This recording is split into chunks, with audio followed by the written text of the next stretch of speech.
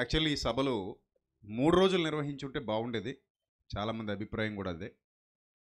కాకపోతే ఇక్కడ ఉన్నటువంటి పిల్లలు, వాళ్ళు కొందరు స్త్రీలు నిలబడి మా ప్రాంతంలో సత్య సువార్త ప్రకటింపబడాలి అనే సదుద్దేశంతో కృష్ణవేణి గారి కుటుంబం, మంగయ్యమ్మ గారి కుటుంబం, వీర్రాజు గారు వీళ్ళందరూ కలిసి ఇంకా చాలామంది పిల్లల కష్టాన్ని, శ్రమను తీసుకుని చక్కగా ఈ యొక్క సభలు ఇక్కడ నిర్వహించడానికి ఈ 2 రోజులు అవకాశం దొరికింది. ఒకవేళ ప్రభు చిత్తమైతే మరలా ఈ సంవత్సరం కానీ వచ్చే సంవత్సరం కానీ 3 రోజులు లేకపోతే 4 రోజులు త్రినాథరెడ్డి గారు చాలా మంచి మనసుతో ఈ స్థలాన్ని వాళ్ళు అడగగానే ఇచ్చారని విన్నాను.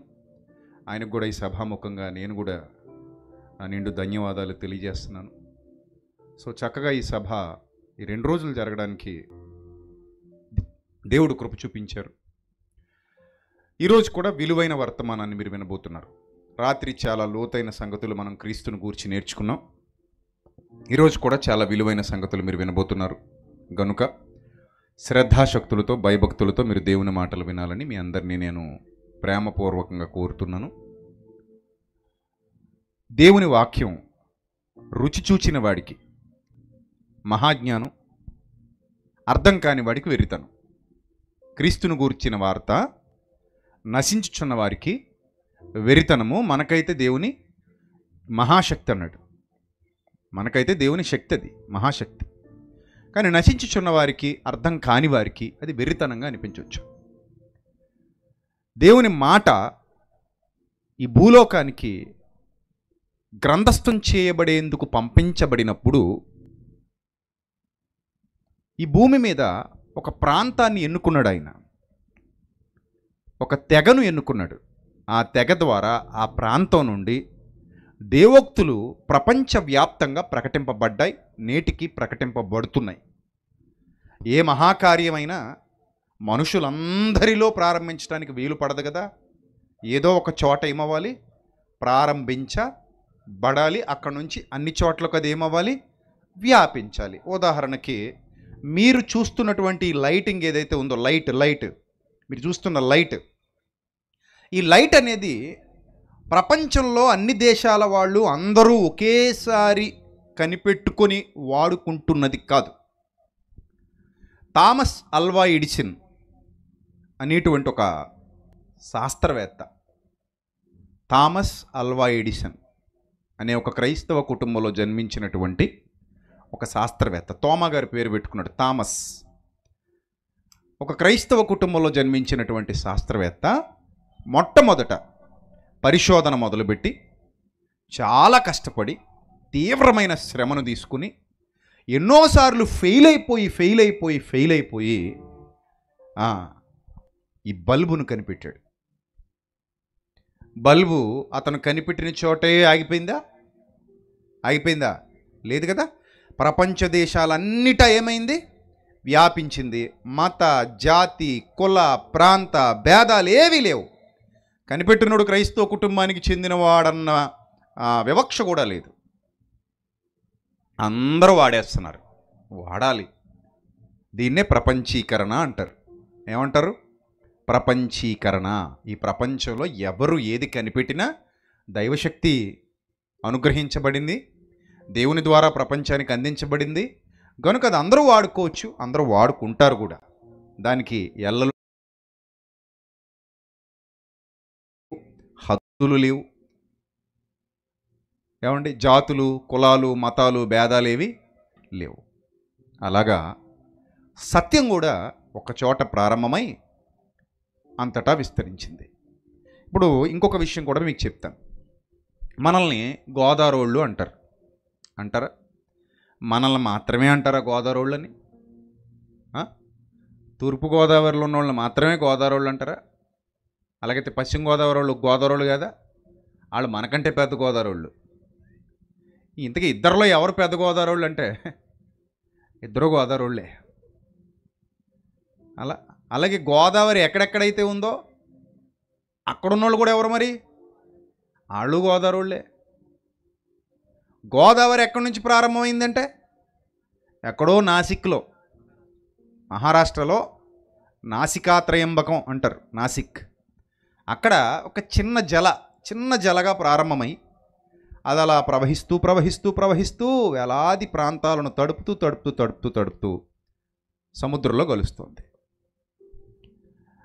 ఎక్కడైనా సరే పుట్టుక ఒక చోట జరిగినా దానికి సంబంధించినటువంటి ప్రవాహం అది విస్తరిస్తూ ఉంటుంది, వ్యాపిస్తూ ఉంటుంది, అనేక మందిని తాకుతూ ఉంటుంది. ఒక నదికే ఇంత శక్తి, దేవుడు సృష్టించిన ఒక నదికే ఒక చోట చిన్నగా పుట్టి అనేక చోట్లకు విస్తృతంగా వ్యాపించటం సాధ్యమైనప్పుడు దేవుని జ్ఞానానికి, దేవుని గ్రంథానికి, దేవుని కుమారునికి అది వర్తించదు అనుకోవడం మూర్ఖత్వం కదా?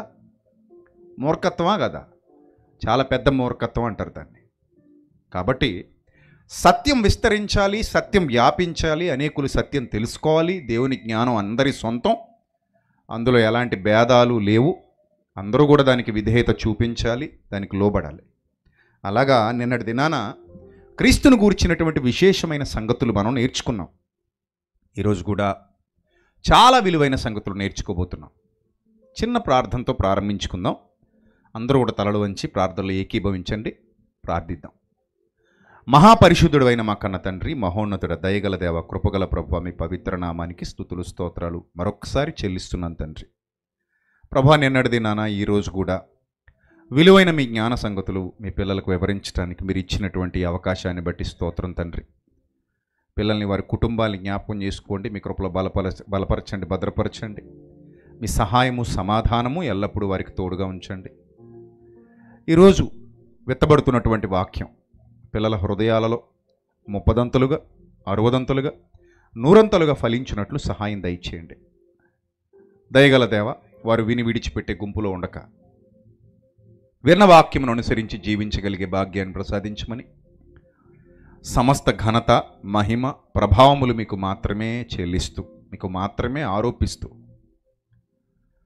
తండ్రి, మీ దీనదాసునిగా మీ ఆత్మ సహాయము చేతనను బలపరచమని వేడుకుంటూ, మీ ఆత్మాభిషేకముతో నింపి మీ సత్యమును వెదజల్లుటకు తగిన జ్ఞానము, వివేకము అనుగ్రహించమని ప్రాధేయపడుతూ, మీ కుమారుడు మా రక్షకుడైన క్రీస్తును గూర్చిన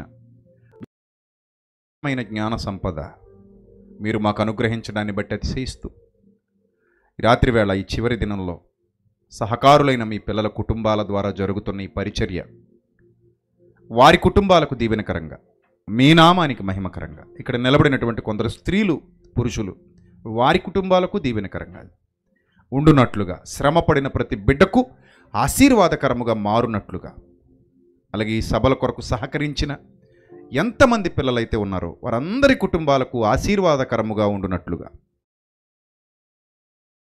మీ సహాయమును పంపించమని, ఘనత, మహిమ, ప్రభావములు మీకు మాత్రమే ఆరోపిస్తూ, మా కొరకు రానియున్న ప్రభు అయిన క్రీస్తు పేరిట ఈ ప్రార్థన మనవులు సమర్పించి మీ వద్ద నుండి జవాబు పొందుకుంటున్నాం మా కన్న తండ్రి, ఆమేన్.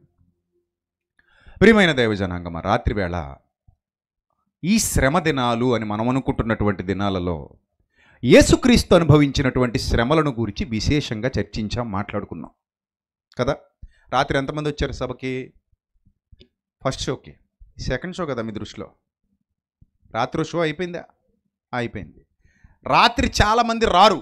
అంటే మనకున్న జబ్బు ఏంటంటే, క్రైస్తవ్యంలో జబ్బు ఉంది, ఎప్పుడూ చెప్తానే ఉంటాను, ఇప్పుడు అలాగే జరుగుతూనే ఉంటుంది. ఆ జబ్బు ఏంటంటే, మనకున్న జబ్బు మొదటి రోజు వెళ్ళకపోయినా పర్లేదు, ఎప్పుడు వెళ్ళాలి? చివరి రోజు వెళ్ళాలి. చివరి రోజు వెళ్తే ఏమొస్తుందట?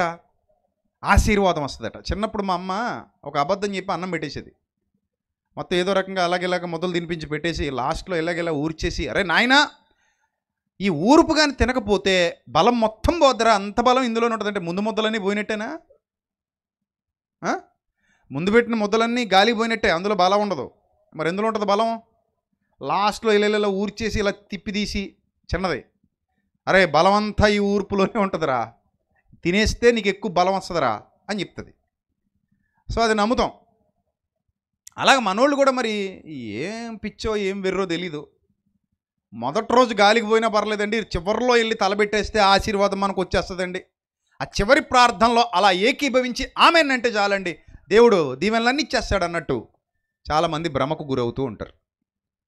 వాస్తవానికి సభలు అనగానే దేవుని జ్ఞానాన్ని పంచిపెట్టేవి.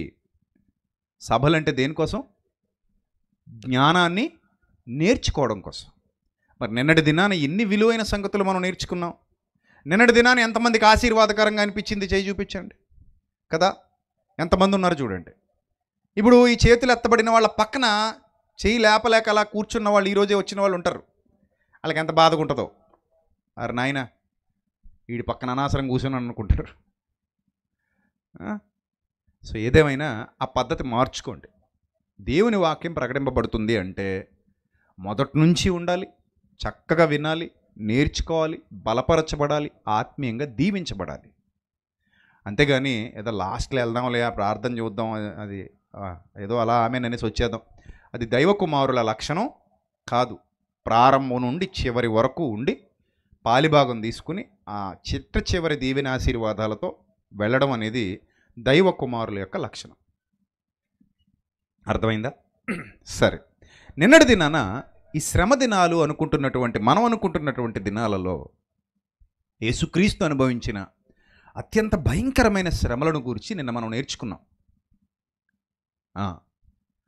వైద్య రంగం లేదా వైద్య శాస్త్రం కూడా వాటితో అనగా వ్రాయబడినటువంటి లేఖనాలతో ఎంత చక్కగా ఏకీభవిస్తుందో నిన్నటి దినాన్ని మీకు స్క్రీన్ల మీద వేసి మరీ చూపించాను. ఇది యేసుక్రీస్తు ప్రభు కష్టం, ఇది యేసుక్రీస్తు ప్రభు త్యాగం, ఇది ఆయన మీద ఉన్న ఒత్తిడి, ఇది లేఖనాలు, ఇది ప్రవచనాలు. ఈ విధంగా ఆ ప్రవచనాలు ఆయన జీవితంలో నెరవేర్చబడ్డాయి అని మీకు తెలియజేయడం జరిగింది. ఏ ఊరికే చెప్పేసాను అనుకోకండి. గత 16 సంవత్సరాలుగా విశేషంగా బైబిల్ చదువుతూ, బైబిల్ని అధ్యయనం చేస్తూ, బైబిల్లో ఉన్న విషయాలు నేర్చుకుంటూ నేటి వరకు క్రీస్తును గూర్చి ఉన్నతంగా ప్రకటిస్తూ, ఇక్కడే కాదు ఇంకా అనేక ప్రాంతాల్లో, అనేక దేశాలలో దేవుని మాట తెలియపరుస్తూ నేను ఈరోజు మీ ముందు నిలబడ్డాను. ఆయనకు సాక్షిగా, ఆయన మాటలకు వారధిగా, ఆయన కొరకు నిలబడిన ప్రతినిధిగా, ఆయన సైనికుడిగా, క్రీస్తు సైనికుడిగా. కాబట్టి ప్రియమైన దేవుని ప్రజలారా, క్రీస్తును గూర్చి ఇంత ఉన్నతంగా ప్రకటించడానికి గల కారణం ఆయనలో నేను గమనించిన, నేను నేర్చుకున్న, నేను తెలుసుకున్న పరిశుద్ధత, పవిత్రత, నిర్దోషత్వము, యథార్థత, పాపులలో చేరకుండా నిలబడిన ప్రత్యేకత, ఆ శరీరమును అలా కాపాడుకొని తనను తాను దేవునికి బలిగా సమర్పించుకుని ప్రవచనాలన్నీ నెరవేర్చి నశించిపోతున్న ఆత్మను రక్షించుటకు క్రీస్తు చేసినటువంటి ఆ గొప్పదైన బలియాగం మనకు అర్థమైతే ఆయనకు విధేయత చూపించక మానలేము అని నిన్నటి దినాన్ని మీకు చెప్పడం జరిగింది. ఆయన ఎన్ని శ్రమలు అనుభవించారో, ఎన్ని బాధలు అనుభవించారో, ఎన్ని కష్టాలు అనుభవించారో, ఎన్ని కన్నీళ్లు దిగమింగుకుని ఆయన జీవించారో అది సాధారణమైన సంగతి కాదు. ప్రియమైన దేవుని సంగమా, మనం అనుకునేటువంటి చిన్నపాటి చులకని శ్రమలు ఆయన అనుభవించిన శ్రమలతో సాటి కావు అని నిన్న మీకు చెప్పాను. అసలు యేసు ప్రభు వారు ఎలా మరణించారు అని అంటే, అంత గొప్ప దేవుని కుమారుడు, ఆయనకు పేరుంది. ఆ పేరేంటి తెలుసా? జీవాధిపతి. ఏంటది? జీవాధిపతి. ఆయన ఒక మాట అన్నారు, నా యందు విశ్వాసం ఉంచిన వాడు మరణములో నుండి ఎక్కడికి దాటిపోయాడట? జీవములోనికి దాటి ఉన్నాడు అని చెప్పారు. నా యందు విశ్వాసం ఉంచిన వాడు మరణములో నుండి జీవములోనికి దాటి ఉన్నాడు అని చెప్పారు ఆయన. అంటే లాజరు చనిపోయినప్పుడు 4 దినాలు అయిపోతుందట, శవం కంపు కొట్టేస్తుంది, సమాధిలో పెట్టేశారు. అలా సమాధిలో పెట్టబడినటువంటి లాజరు శవాన్ని యేసుక్రీస్తు ప్రభువారు తిరిగి లేపారు. మీకు ఒక విషయం చెప్పనా? యెరూషలేములో ఖాళీ సమాధి అంటాం మనం. ఎవరిది ఖాళీ సమాధి? ఎవరిది?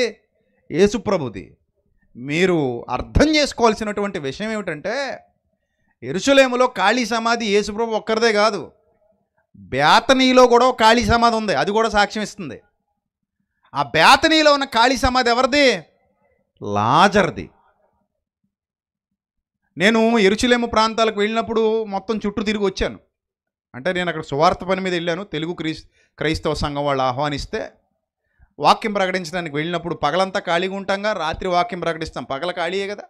ఆ పగటి వేళ బేతనీకి వెళ్ళాను నేను కారులో. బేతనీకి వెళితే ఆ బేతనీలో ఫస్ట్ వెళ్ళింది లాజర్ గారి సమాధి దగ్గరికి. కిందకి మెట్లు ఉంటాయి. ఆ మెట్లు గుండా లోపలికి వెళితే ఒక చిన్న గుహలా ఉంటుంది. ఆ గుహ లోపల లాజరు సమాధిని నేటికి దాన్ని అలాగే సాక్ష్యార్థమై ఉంచారు బేతనీయ ప్రాంతంలో. అప్పుడు ఆ లోపలికి వెళ్ళి ఆ సమాధిలో దూరి ఆ సమాధిలో కూర్చున్నప్పుడు నాకు అనిపించింది, అసలు దేవుని శక్తి ఎంత గొప్పది కాకపోతే ఈ సమాధిలో ఉన్న శవం ప్రేత వస్త్రములతో చుట్టబడిన వాడే బయటికి రావడం ఏంటి, ఆ మెట్లు ఎక్కుకుంటూ బయటకు వచ్చి వాళ్ళందరికి కనబడడం ఏంటి, అసలు మామూలు అద్భుతం కాదది. అంత గొప్ప అద్భుతం క్రీస్తు ద్వారా జరిగింది. దేవుని నామానికి మహిమ కలుగును గాక. మరి అలాంటి అద్భుతం జరిగించినటువంటి యేసుక్రీస్తు ప్రభువారు చనిపోయి 4 దినాలైపోయినటువంటి ఆ శవాన్ని బ్రతికించి మరలా బయటకు తీసుకురాగలిగే శక్తి కలిగినటువంటి యేసుక్రీస్తు ప్రభువారు శిలువ మీద నిస్సహాయుడిగా ఎందుకు మరణించాడు? నిజానికి యేసుప్రభువారు ఎలా మరణించారో తెలుసా? ఆయనను రాత్రి చెప్పినట్టుగా ఒక కొయ్యకు వేలాడదీశారు. కొయ్యకు వేలాడదీస్తే ఈ ఎముకలు స్థానాలు తప్పిపోయాయి. కాళ్ళ ఎముకలు స్థానాలు తప్పిపోయాయి. ఆ స్థానాలు తప్పిపోయి మణికట్టు చివరి భాగంలో ఆ అల్నా నర్వ్, అది ఏదైతే రాత్రి మీకు చెప్పానో నరమును గురించి, ఆ నరం భాగంలో వేలాడుతూ విపరీతమైన బాధ ఆయన అనుభవిస్తున్న తరుణంలో ఊపిరి పీల్చుకోవడం చాలా కష్టమైపోద్ది. ఎందుకు కష్టమైపోద్ది అంటే అప్పటికే రక్తం మొత్తం పోయింది. రాత్రి చెప్పాను మీకు, రక్తపు స్థాయి మొత్తం తగ్గిపోయింది. ఆ తగ్గిపోయిన తరుణంలో ఆయన ఈ వేలాడుతూ ఉన్న క్రమంలో ఊపిరి తీసుకోగలడు కానీ విడిచిపెట్టలేడు. ఎందుకంటే క్రిందికి లాగబడి ఉన్నాడు, పైనుండి క్రిందికి లాగబడి ఉన్నాడు. అప్పుడు ఏమవుతుందంటే లోపల ఉన్న కార్బన్ డైఆక్సైడ్ ఎక్కువైపోద్ది. ఆక్సిజన్ వెళ్తుంది, కార్బన్ డైఆక్సైడ్ ఏమవ్వాలి, బయటికి పోవాలి కదా. మన ఉచ్ఛ్వాస నిశ్వాసాలలో ఆక్సిజన్ పీల్చుకోవాలి, నెక్స్ట్ ఏం చేయాలి, కార్బన్ డైఆక్సైడ్ బయటికి వదిలేయాలి. కానీ ఆయన వదలగలిగే పరిస్థితి ఉండదు. మీరు ఆ అల్నా నర్వ్ అనేది స్క్రీన్ మీద చూడొచ్చు. అల్నా నర్వ్ అనేది మీకు స్క్రీన్ మీద చూపిస్తారు. అంటే ఏ మణికట్టు భాగంలో అయితే యేసుక్రీస్తు ప్రభు వారికి మేకులు గుచ్చేశారో ఆ పసుపు రంగులో మీకు కనబడుతుంది చూసారా, నరం ఒకటే. అదే రాత్రి మీకు చెప్పాను కదా, ఇలా కొట్టగానే కరెంట్ షాక్ కొట్టినట్టు ఉంటుందని. ఆ పసుపు రంగులో కనబడుతున్న ఆ నరం మీద బేస్ అయ్యి ఆ మేకు మీద ఆయన ఉదయం 9 గంటల నుండి మధ్యాహ్నం 3 గంటల వరకు వేలాడడం జరిగింది. అలా వేలాడుతూ విపరీతమైన బాధ అనుభవించారు, విపరీతమైన వేదన అనుభవించారు. ఆ విపరీతమైన బాధ, విపరీతమైన వేదన చుట్టుకొని ఉన్న తరుణంలో ఇక ఆ గుండె వేగం పెరిగి ఊపిరి తీసుకోవడం తప్ప, అంటే ఉచ్ఛ్వాసం జరిగిన నిశ్వాసం సరిగా జరగకపోవటం వల్ల, లోపల కార్బన్ డైఆక్సైడ్ పెరిగిపోవటం వల్ల, అంతర్ద్రవాలు తగ్గిపోవటం వల్ల యేసు ప్రభు వారి గుండె సడన్గా ఆగిపోయింది. ఆయన మరణ ధృవీకరణ అప్పటి వరకు కొట్టుకున్న ఆయన గుండె, అంటే మరియ గర్భంలో దేవుడు ప్రారంభించిన ఆ దేహం ఏదైతే ఉందో ఆ గుండె శిలువ మీద ఆగిపోయింది. అలా గుండె ఆగి యేసుక్రీస్తు ప్రభువారు మరణించటం జరిగింది. దాన్నే రాత్రి మీకు చెప్పాను, హైపోవాలమిక్ షాక్ అంటారు. హైపోవాలమిక్ షాక్. ఆ విధంగా యేసు ప్రభువారి గుండె ఆగిపోయి ఆయన తన ప్రాణమును విడిచిపెట్టే గడి ఆసన్నమైందని గుర్తించి, తండ్రి ఇదిగో నీ చేతికి నా ఆత్మను అప్పగించుచున్నాను అన్నారు. నీ చేతికి నా ఆత్మను అప్పగించుచున్నాను. ఇక మరణ గడియ ఆసన్నమైందని గ్రహించినటువంటి ప్రభువు ఆయన తనువు చాలించి ఈ లోకాన్ని విడిచిపెట్టి వెళ్ళిపోయారు. సాధారణంగా ఈ ప్రపంచానికి తెలిసిన సంగతి ఏంటంటే మనిషి పుడతాడు, నెక్స్ట్ ఏం చేస్తాడు, మరణిస్తాడు. మనిషి పుడతాడు, మరణిస్తాడు. యేసు ప్రభువారు అసాధారణమైన పుట్టుక ఆయనది, సాధారణమైనది కాదు, అసాధారణమైన పుట్టుక. ఎలాంటి పుట్టుక? కన్య అయిన మరియ గర్భము ధరించి పరిశుద్ధాత్మ శక్తి వలన ఆమె గర్భవతి అయి కుమారుని కన్నది. ఆ కుమారుడే దైవ కుమారుడు యేసుక్రీస్తు. ఈ సంగతి మనందరికీ తెలుసు. క్రిస్మస్ నెలలో ఎక్కువగా వింటుంటారు ఈ విషయాలు. క్రీస్తును గూర్చి, మరియను గూర్చి క్రిస్మస్ నెలలో ఇవే ప్రసంగాలు ఎక్కువ వింటూ ఉంటారు.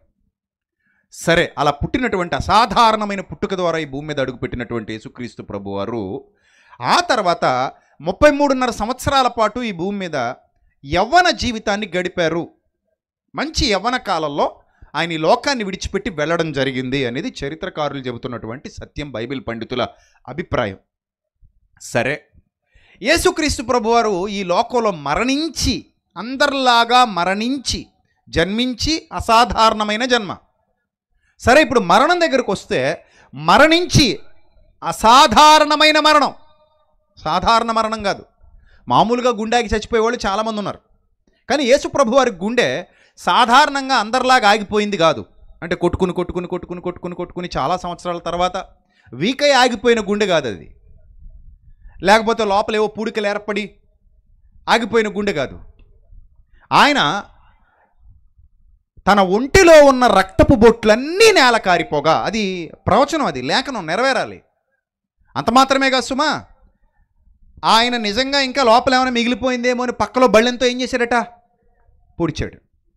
పక్కలో బళ్ళెంతో పొడిచాడు. ఆ బళ్ళెంతో ఆయన్ని పొడవగానే అది నేరుగా ఊపిరితిత్తులలోనికి, గుండెలోనికి చొరబడిపోయింది. కింద నుంచి, పక్క నుంచి పొడవగానే ఊపిరితిత్తుల్లోనికి, గుండెలోనికి చొరబడిపోయి అక్కడ పేరుకుపోయినటువంటి గుండె ఆగి మరణించారు ఆయన. ఊపిరితిత్తులు స్ట్రక్ అయిపోయి పనిచేయడం మానేశాయి. అప్పటికే ఆయన మరణించారు. అక్కడ నుంచి ఏవైతే ద్రవాలు ఉన్నాయో, సీరం అంటారు, ఆ లోపల ఉన్నటువంటి అంతర్ద్రవాలు ఏవైతే ఉన్నాయో అవి రక్తము, నీళ్లు కారెను అని వ్రాయబడింది. అంటే ఇక లోపల ఏమీ లేదు. చూస్తే గుర్తుపట్టగలిగే స్థితిలో కూడా లేడు ఆయన. ఈయన యేసుప్రభువా, ఈయన కాదే అంటారనమాట అంతకుముందు ఆయన చూసిన వాళ్ళు. అలాగా ఆయన మరణించాడు. ఉదాహరణకి మీకు బాగా అర్థం కావాలంటే ఈజిప్ట్లో మమ్మీలను ఉంటాయి. ఈజిప్ట్లో మమ్మీలు అంటారు వాటిని. అంటే ఎప్పుడో చనిపోయిన వాళ్ళని సుగంధ ద్రవ్యాలు పూసి, యూదుల్లో కూడా కల్చర్ ఉంది. యేసుప్రభు వారికి కూడా అరిమత యోసేపు సుగంధ ద్రవ్యాలు తెచ్చి పూసినట్టుగా మీరు చదువుకుంటారు బైబిల్ చరిత్రలో. అలాగే బైబిల్ గ్రంథంలో చాలామంది సుగంధ ద్రవ్యాలు పూయబడినట్టుగా యాకోబు కానివ్వండి, యాకోబు తర్వాత యోసేపు కానివ్వండి, యోసేపు తర్వాత ఇంకా చాలామంది భక్తులు కానివ్వండి. అప్పటికి యోసేపు ద్వారానే ఈ టెక్నాలజీ బయటకు వచ్చింది. చాలాసార్లు చెప్పాను మీకు నేను. ఈ ఎంబామింగ్ ప్రక్రియ అంటారు దాన్ని. ఈ ఎంబామింగ్ టెక్నాలజీ అనేది యోసేపు ద్వారా బయటకు వచ్చింది.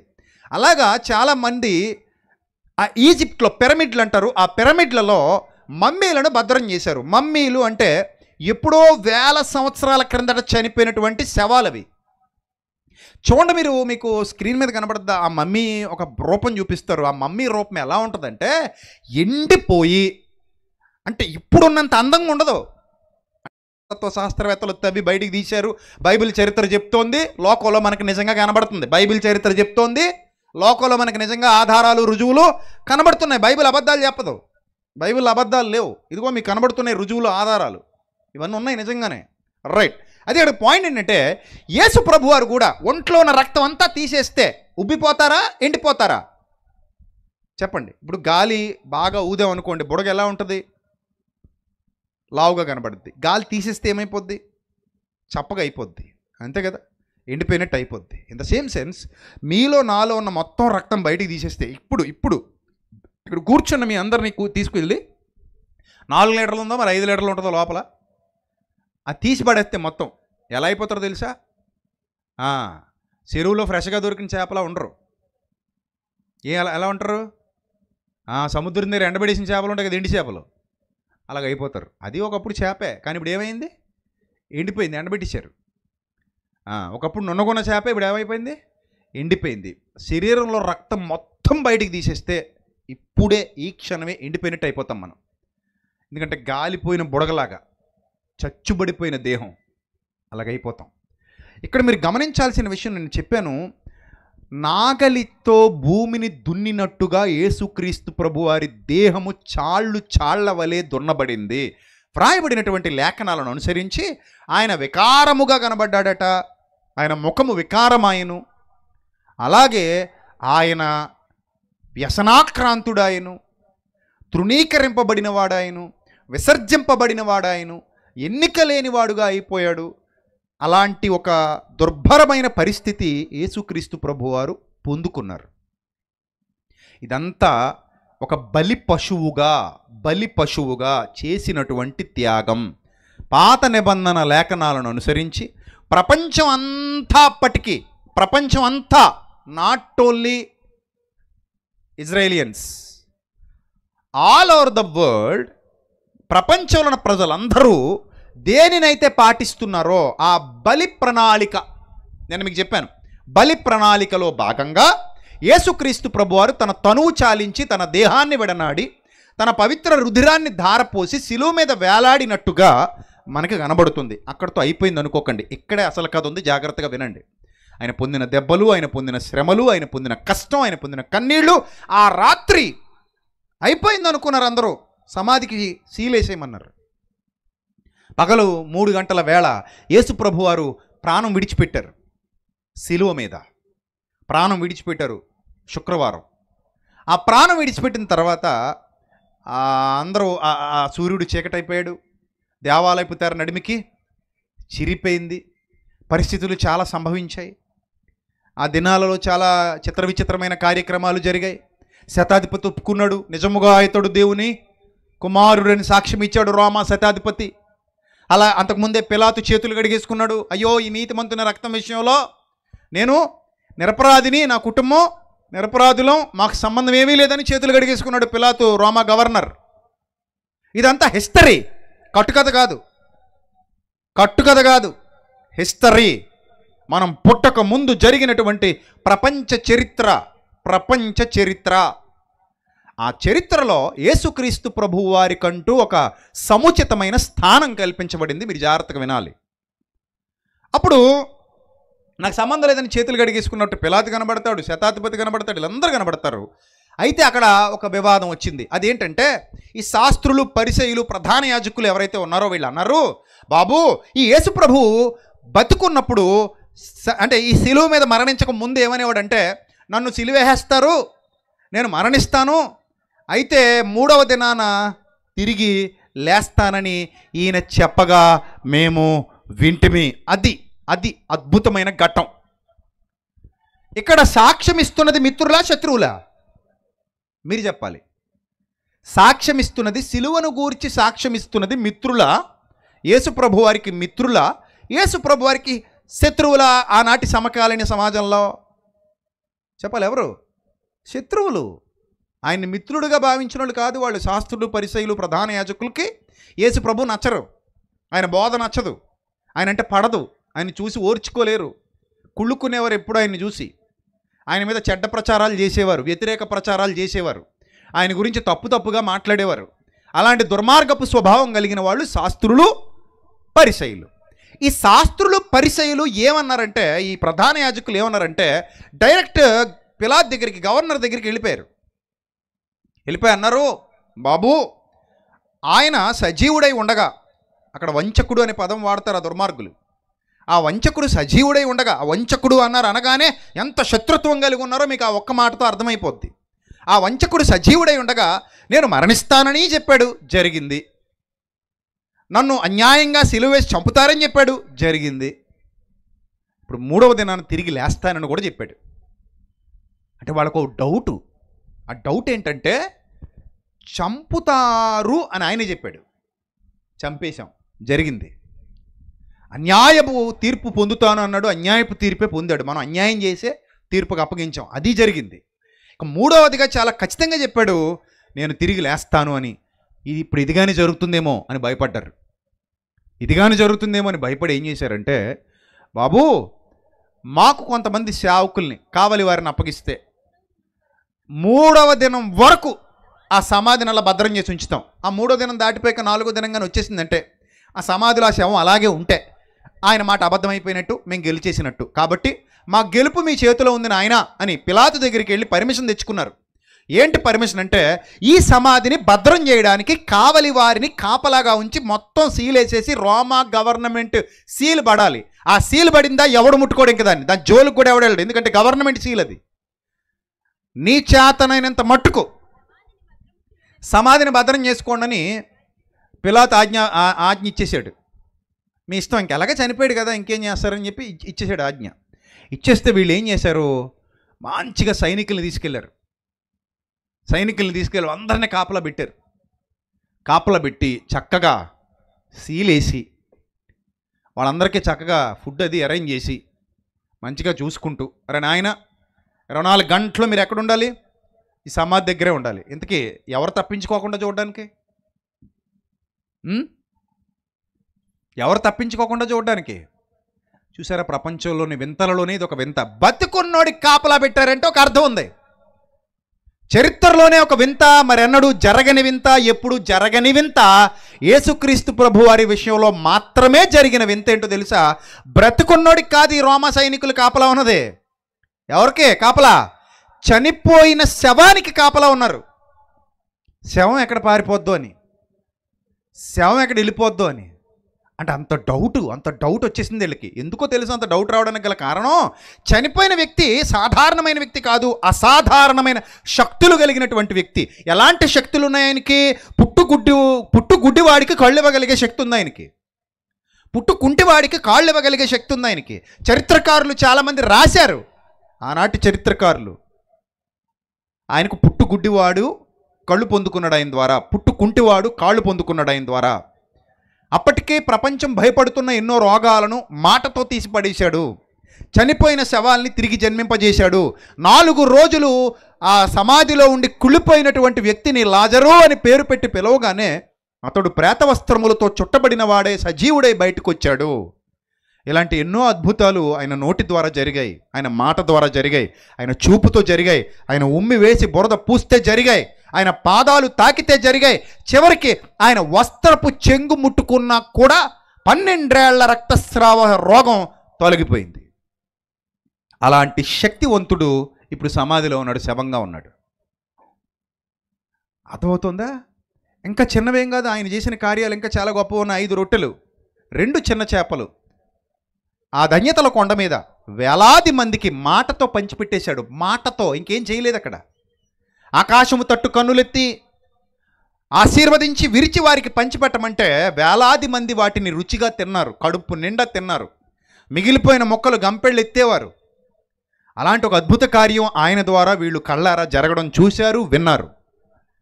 రెండోది, యేసుక్రీస్తు ప్రభువారు కానా అనే ప్రాంతంలో వివాహానికి ఆహ్వానింపబడినప్పుడు అక్కడ ద్రాక్షారసం అయిపోతే నీటి బాణలు, రాతి బాణలు, నీటితో నింపబడిన రాతి బాణలను ముట్టి ద్రాక్షారసంగా మార్చి ఆ పెండ్లి యజమానికి అప్పగిస్తే వాళ్ళు ఆశ్చర్యపోయారు. ఈ నీళ్ళు ఎక్కడి నుంచి వచ్చాయో మాకు తెలుసు, కానీ ఈ ద్రాక్షారసం ఎక్కడి నుంచి వచ్చిందో మాకు ఇప్పటికీ తెలీదు అని వాళ్ళు సాక్ష్యం ఇచ్చారు, వీళ్ళు విన్నారు. అదంతా దావాలనంలా వ్యాపించింది. అందరూ చెప్పుకునేవారు ఆయన మహిమలను గూర్చి, ఆయన ఖ్యాతిని గూర్చి, ఆయన ఔన్నత్యాన్ని గూర్చి అందరూ కథలు కథలుగా చెప్పుకునేవారు. ఆయన నీళ్ల మీద నడిచి వెళ్ళిపోవడం చాలామంది చూశారు, ఆశ్చర్యచకితులు అయిపోయారు. ఒకానొక దినాన అతిపెద్ద తుఫాన్ వచ్చింది. ఆ తుఫాన్ వచ్చినప్పుడు జాలర్లే భయపడుతున్నారు. సముద్రం మీద నిత్యం వేటకెళ్లే జాలర్లు తుఫానుకి భయపడిపోతుంటే ఆయన మాత్రం తుఫాన్ని ఏదో ఇంట్లో పెంచుకునే పెంపుడు కుక్కతో మాట్లాడినట్టు తుఫాన్తోనూ గాలితోనూ మాట్లాడడం వాళ్ళు చూసి ఆశ్చర్యపోయి ఈయన ఎవరో, ఈయన ఎక్కడి వాడో అని బెంబేలెత్తిపోయారు. అది అందరికీ తెలుసు, అంతటా వ్యాపించింది. తుఫాన్ ఆగిపోయి సడన్గా ఆగిపోతే ఎట్టుంటుంది? మామూలుగా ఉండదు కదా. సో ఇలాంటి ఎన్నో అద్భుతాలు, ఎన్నో మహత్కార్యాలు యేసుక్రీస్తు ప్రభు ద్వారా జరిగాయి. ఇది అందరికీ విదితం, అందరికీ తెలుసు.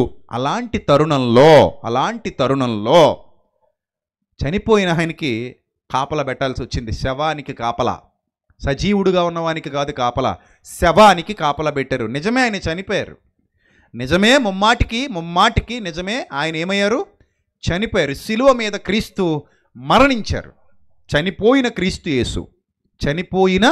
క్రీస్తు యేసు శిలువ మీద ఆయన మరణించారు.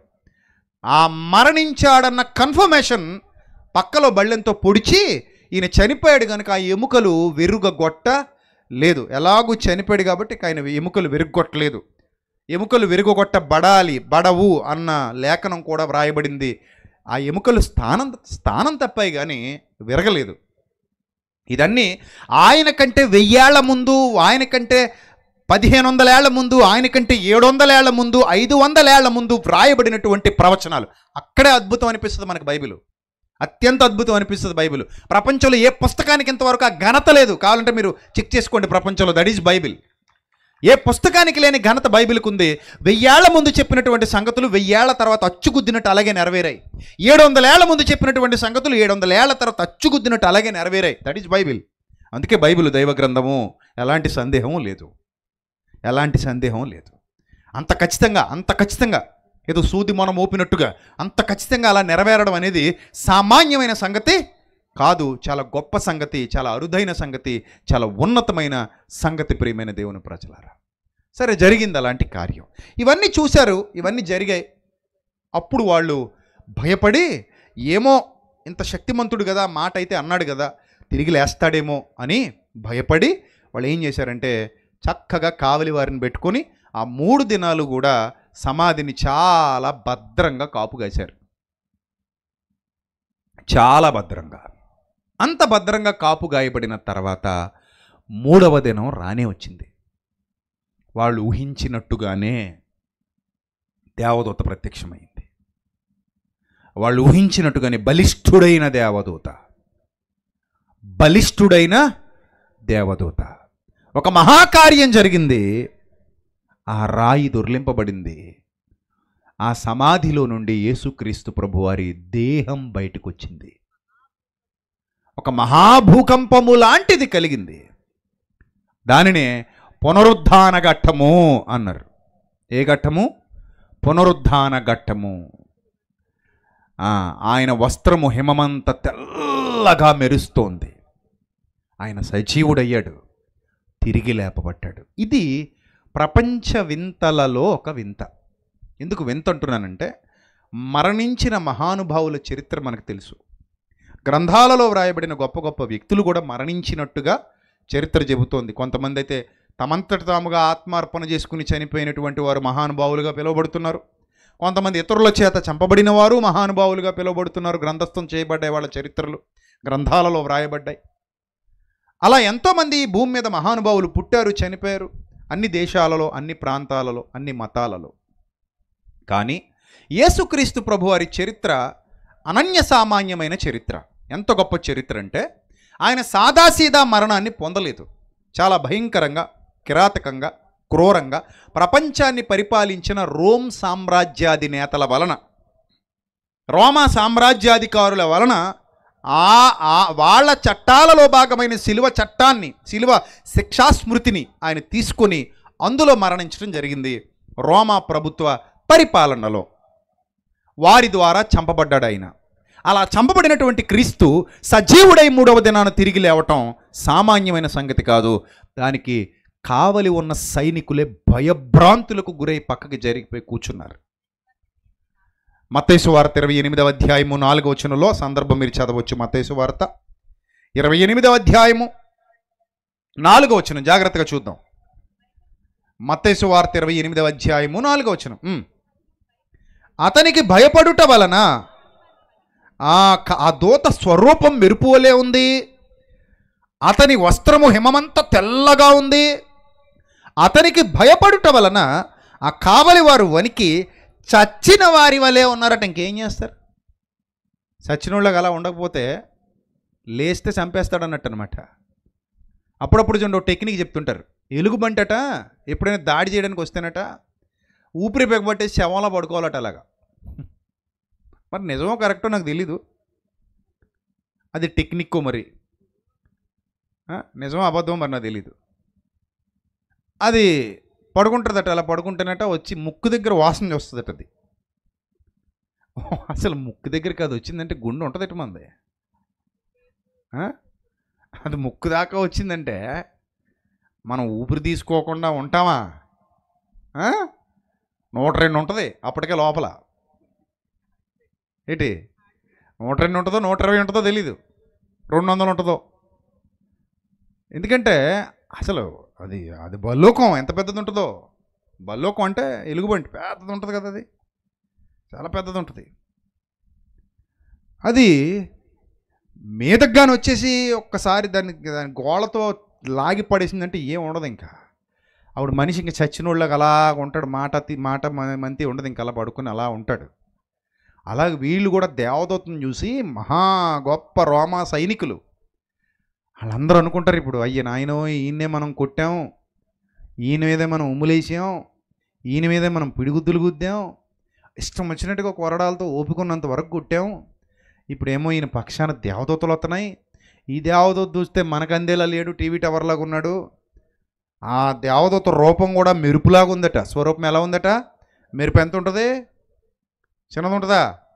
ఎంత ఉంటుంది? ఆకాశం ఈ కొన్నుండి ఆ కొనకుంటుంది. అలాంటి మెరుపులాంటి స్వరూపం కలిగి ఉన్నాడు. అతని వస్త్రమేమో హిమమంత తెల్లగా ఉంది అని భయపడి చచ్చిన వారిలాగా అలాగ ఉన్నారట వాళ్ళు, కదులు మెదులు లేకుండా. నెక్స్ట్, దూత స్త్రీలను చూసి అంటోంది, మీరు భయపడకండి, సిలువ వేయబడిన యేసును మీరు వెతుకుచున్నారని నాకు తెలియను, ఆయన ఇక్కడ లేడు, తాను చెప్పినట్టే ఆయన లేచాడు. రండి, ప్రభు పండుకొనిన స్థలము చూచి త్వరగా వెళ్ళి ఆయన మృతులలో నుండి లేచి ఉన్నాడని ఆయన శిష్యులకు తెలియజేయండి. అది సువార్తకు పునాది పడినటువంటి దినం, యేసుక్రీస్తు ప్రభువారి పునరుద్ధాన దినం. ఆ రోజు సువార్తకు పునాది. అక్కడ నుండే సువార్త ప్రకటింపబడటం మొదలైంది. ఆయన మరణించెను, సమాధి చేయబడెను, మూడవ దినమున మృత్యుంజయుడై తిరిగి లేచెను. ఇది ప్రపంచ వింతలలోనే ఒక అరుదైన అసాధారణమైన వింత. ఆ వింత సంభవించినటువంటి దినమది, ఆ వింత జరిగినటువంటి దినమది. ఆయన మృత్యుంజయుడై మూడవ దినాన్ని తిరిగి లేవడం, ఆయన తిరిగి లేవడం. అయితే ప్రియమైన దేవుని ప్రజలారా, మీరు గమనించాల్సిన విషయం, అంత క్రూరంగా ఆయన శరీరం పోయింది కదా, అంత ఇంకా ఒక గాలి తీసేసిన బుడగలాగా చిన్నగా అయిపోయింది కదా దేహం. ఆ దేహం లోపలికి మరలా శక్తి ఎలాగొచ్చింది? ఆ దేహం లోపలికి మరలా బలం ఎలా వచ్చింది? ఆ దేహం మరలా మామూలు దేహంలా ఎలా మారింది అంటే అది సాదాసీద దేహం కాదు. దాని గురించే బైబిల్ ఒక ప్రత్యేకమైన పాఠ్యాంశాన్ని తీసుకొచ్చింది. అర్థమవుతుందా? బైబిల్లో మీరు అనుకున్నట్టు క్రొత్త నిబంధనలో సాదాసీద సంగతులు ఉండవు, అసాధారణమైన సంగతులు ఉంటాయి. అందులో ఒక ప్రత్యేకమైన పాఠ్యాంశాన్ని బైబిల్ మొదలుపెట్టింది, బైబిల్ బోధించడం మొదలుపెట్టింది. పునరుద్ధానము అన్నాడు దాన్ని. పునరుద్ధానము అక్కడితో ఆగిపోలా. పునరుద్ధానం తర్వాత పునరుద్ధాన దేహము అన్నాడు. మళ్ళీ పునరుద్ధానం వేరు, పునరుద్ధానంలో దేహం వేరు. దాన్నే మరో భాషలో మహిమ దేహము లేదా మహిమ శరీరము అని పిలిచారు. ఈ విధమైన ఒక ప్రాజెక్ట్ దేవునికి ఉంది అని చెప్పటం కోసం యేసుక్రీస్తు ప్రభువారు ప్రప్రథముడయ్యారు. ప్రప్రథమంగా ఆయన మృతుల్లో నుండి తిరిగి లేచి సశరీరుడుగా ప్రత్యక్షుడాయను అంటాడు తిమోతి పత్రికలో పౌలు భక్తుడు. ఆ విషయాన్ని రాస్తూ ఎలా ప్రత్యక్షుడాయను? ఆయన సశరీరుడుగా ప్రత్యక్షుడాయను. సశరీరుడు అనగా అర్థము మహిమదేహముతో ప్రత్యక్షమయ్యాడు అని అర్థం. నిజంగా నేటి క్రైస్తవ ప్రపంచంలో చాలామందికి బేసిక్స్ కూడా తెలియవు. 10 ఏళ్ల నుంచి 15 ఏళ్ల నుంచి క్రైస్తవులు అంటారు కానీ సరిగా బైబిల్ చదవరు. మిమ్మల్ని మాట అడగనా, నేను బైబిల్ మొత్తం నేను చదివేశానండి, అర్థమైనా అర్థం అవ్వకపోయినా ఒకసారి చదివేశాను అన్న వాళ్ళు చేయొద్దండి. అర్థమైందా అర్థం లేదని నేను అనలేదు అసలు. అందుకే మీరు కంగారు పడతారని, మీకు అర్థమైందా అర్థం లేదని నేను అనలేదు. అసలు చదివారా లేదా అంటున్నాను నేను. ఆది కాండం మొదలుకొని ప్రకటన గ్రంథం వరకు ఒకసారి చదివేశాను అన్న వాళ్ళు చేయెత్తాలి. త్వరగా నాకు కనబట్లే, లేచి నిలబడండి. మామూలుగా లేచి నిలబడండి, తప్పే ఉంది. 2, 3 ఇంకా స్త్రీలు ఓడిపోతున్నారు. మా ఇద్దరే, ఇటు పక్క ముగ్గురు. లేమ్మా లే, చెయ్యితే ఎలా తెలుస్తుంది? లెమ్మనగా ఓసారి నిజంగా చదివారా మీరు? సరదాగా లేచిపోతున్నారా? నేను 100 సార్లని కూడా అనలేదమ్మా. ఎన్నిసార్లు అన్నాను? అమ్మా మహాభక్తులారా, సరిగా విన్నారు లేదా నా మాట? మహాభక్తులారా, 1000 సంవత్సరాలుగా క్రైస్తవ్యంలో పాతుకుపోయిన మహావృక్షాలారా, మిమ్మల్ని అడుగుతున్నాను. నేను 100 సార్లు చదివారా అనలేదు. ఎన్నిసార్లు అన్నానమ్మా? ఒక్కసారి. ఆది కాండం మొదలుకొని ప్రకటన గ్రంథం వరకు అర్థమైనా అర్థమకపోయినా కళ్ళజోడెట్టుకొని చక్క చదువుకుంటూ వెళ్ళిపోయానండి. అందులో ఒక ఎర్రని తాడు కూడా పెట్టారండి. ఏ రోజుకి ఆ రోజు ఎక్కడిదా చదువుకున్నానో మళ్ళీ మర్చిపోతానని నాకు ఎలాగో గుర్తుండదు అనుకోండి. ఈ తాడు ఇదిగో కనపడుతుంది కదా, తాడు ఎందుకు పెట్టారు? ఈ తాడు ఎక్కడ దాకా చదివారో గుర్తుండడానికి పెట్టారు. సరే, చక్కగా చదువుకుని వెళ్ళానన్న వాళ్ళు ఎంతమంది ఉన్నారమ్మా? మహా అయితే ఇన్ని 100 మందిలో, ఇన్ని 1000 మందిలో ఎంతమంది ఉన్నారమ్మా? కూర్చోండి అమ్మా తల్లి, మీరు కూర్చోండి. మహా అయితే ఓ 10 మంది కూడా లేరు. ఆడామగా కలుపుకుంటే 10 మంది కూడా లేరు. అంటే మిగిలిన మహా భక్తులందరూ మీరు ఏం చేస్తున్నట్టో ఈ జన్మకి చదవరు మీరు, నాకు తెలుసు. ఈ జన్మకి చదవరు మీరు. మళ్ళీ ఇంకో జన్మ అడుగుతారు దేవుణ్ణి. ప్రభువా, బైబిల్ కొనుక్కోవడానికి ఓ జన్మ ఎత్తాను, బైబిల్ చదవడానికి ఇంకో జన్మ ఎత్తుతాను తండ్రి. సినిమా డైలాగ్ లాగా మరో జన్మ ఈ ప్రభువా, చాలేదు ప్రభా, నువ్వు 60 ఏళ్ళు 70 ఏళ్ళు ఇచ్చావు కానీ ప్రభా, 66 పుస్తకాలు చదవడానికి 60-70 ఏళ్ళు సరిపోలేదు ప్రభా అన్నట్టున్నాయి జీవితాలు. మరి ఇంకెప్పుడు తెల్లారుతాయో మనకు తెలీదు. ఈ మాత్రం ఇంట్రెస్ట్తో మీరు పాస్ అవుతారో లేదో కూడా నాకు డౌటే. ఈ భక్తులందరూ పిల్లల్ని కొడుతుంటారు, 10th క్లాస్ పిల్లల్ని చదవలేదని. ఏం చదవలేదని? ఈ లోకంలో బతకడానికి ఉపయోగపడే పాఠాలు చదవలేదని తల్లిదండ్రులు పిల్లల్ని కొడతారు, క్రైస్తవ తల్లిదండ్రులు. కానీ పరలోకం వెళ్ళడానికి, నిత్య జీవాన్ని స్వతంత్రించుకోవడానికి అవసరమైన పాఠాలు నువ్వు చదివావా మమ్మీ, నువ్వు చదివావా డాడీ అని మీ పిల్లలు అడిగితే ఏం చేస్తారు? తెల్లమొహం వేసి కూర్చుంటారా? అంతేనా? వాళ్ళకి ఆ పాఠాలు గొప్పవైతే మీకు ఈ పాఠాలు అంతకంటే గొప్పవి కదా. మరి మీరు కూడా చదవాలి కదా, మీరు కూడా నేర్చుకోవాలి కదా.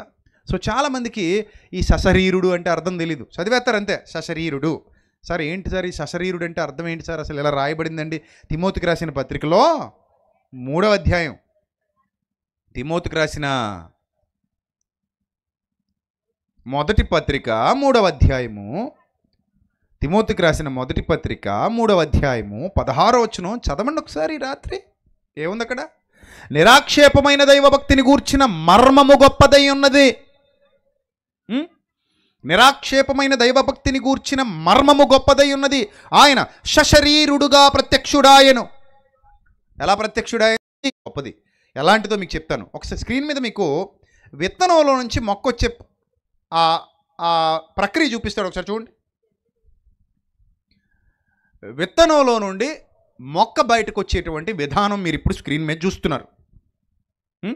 అంటే ఒక విత్తనాన్ని విత్తితే ఆ విత్తనంలో నుండి చిన్న మొలక, ఆ మొలకలో నుండి ఒక మొక్క, ఆ మొక్క కొన్నాళ్ళకి ఏమవుతుంది?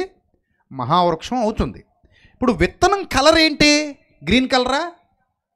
అదో ఫేడ్ కలర్స్ ఉంటాయి కొన్ని విత్తనాలు, బ్రౌన్ కలర్లో కొంటుంటాయి ఎక్కువ విత్తనాలు. అంటే అన్నీ ఒక రంగులో ఉండవు, రకరకాల రంగుల్లో ఉంటాయి. మొత్తం మీద ఒక ఫేడ్ కలర్లో ఒక విత్తనం మనకు కనబడింది అనుకుందాం, వైట్ కలర్లో ఉందనుకుందాం విత్తనం.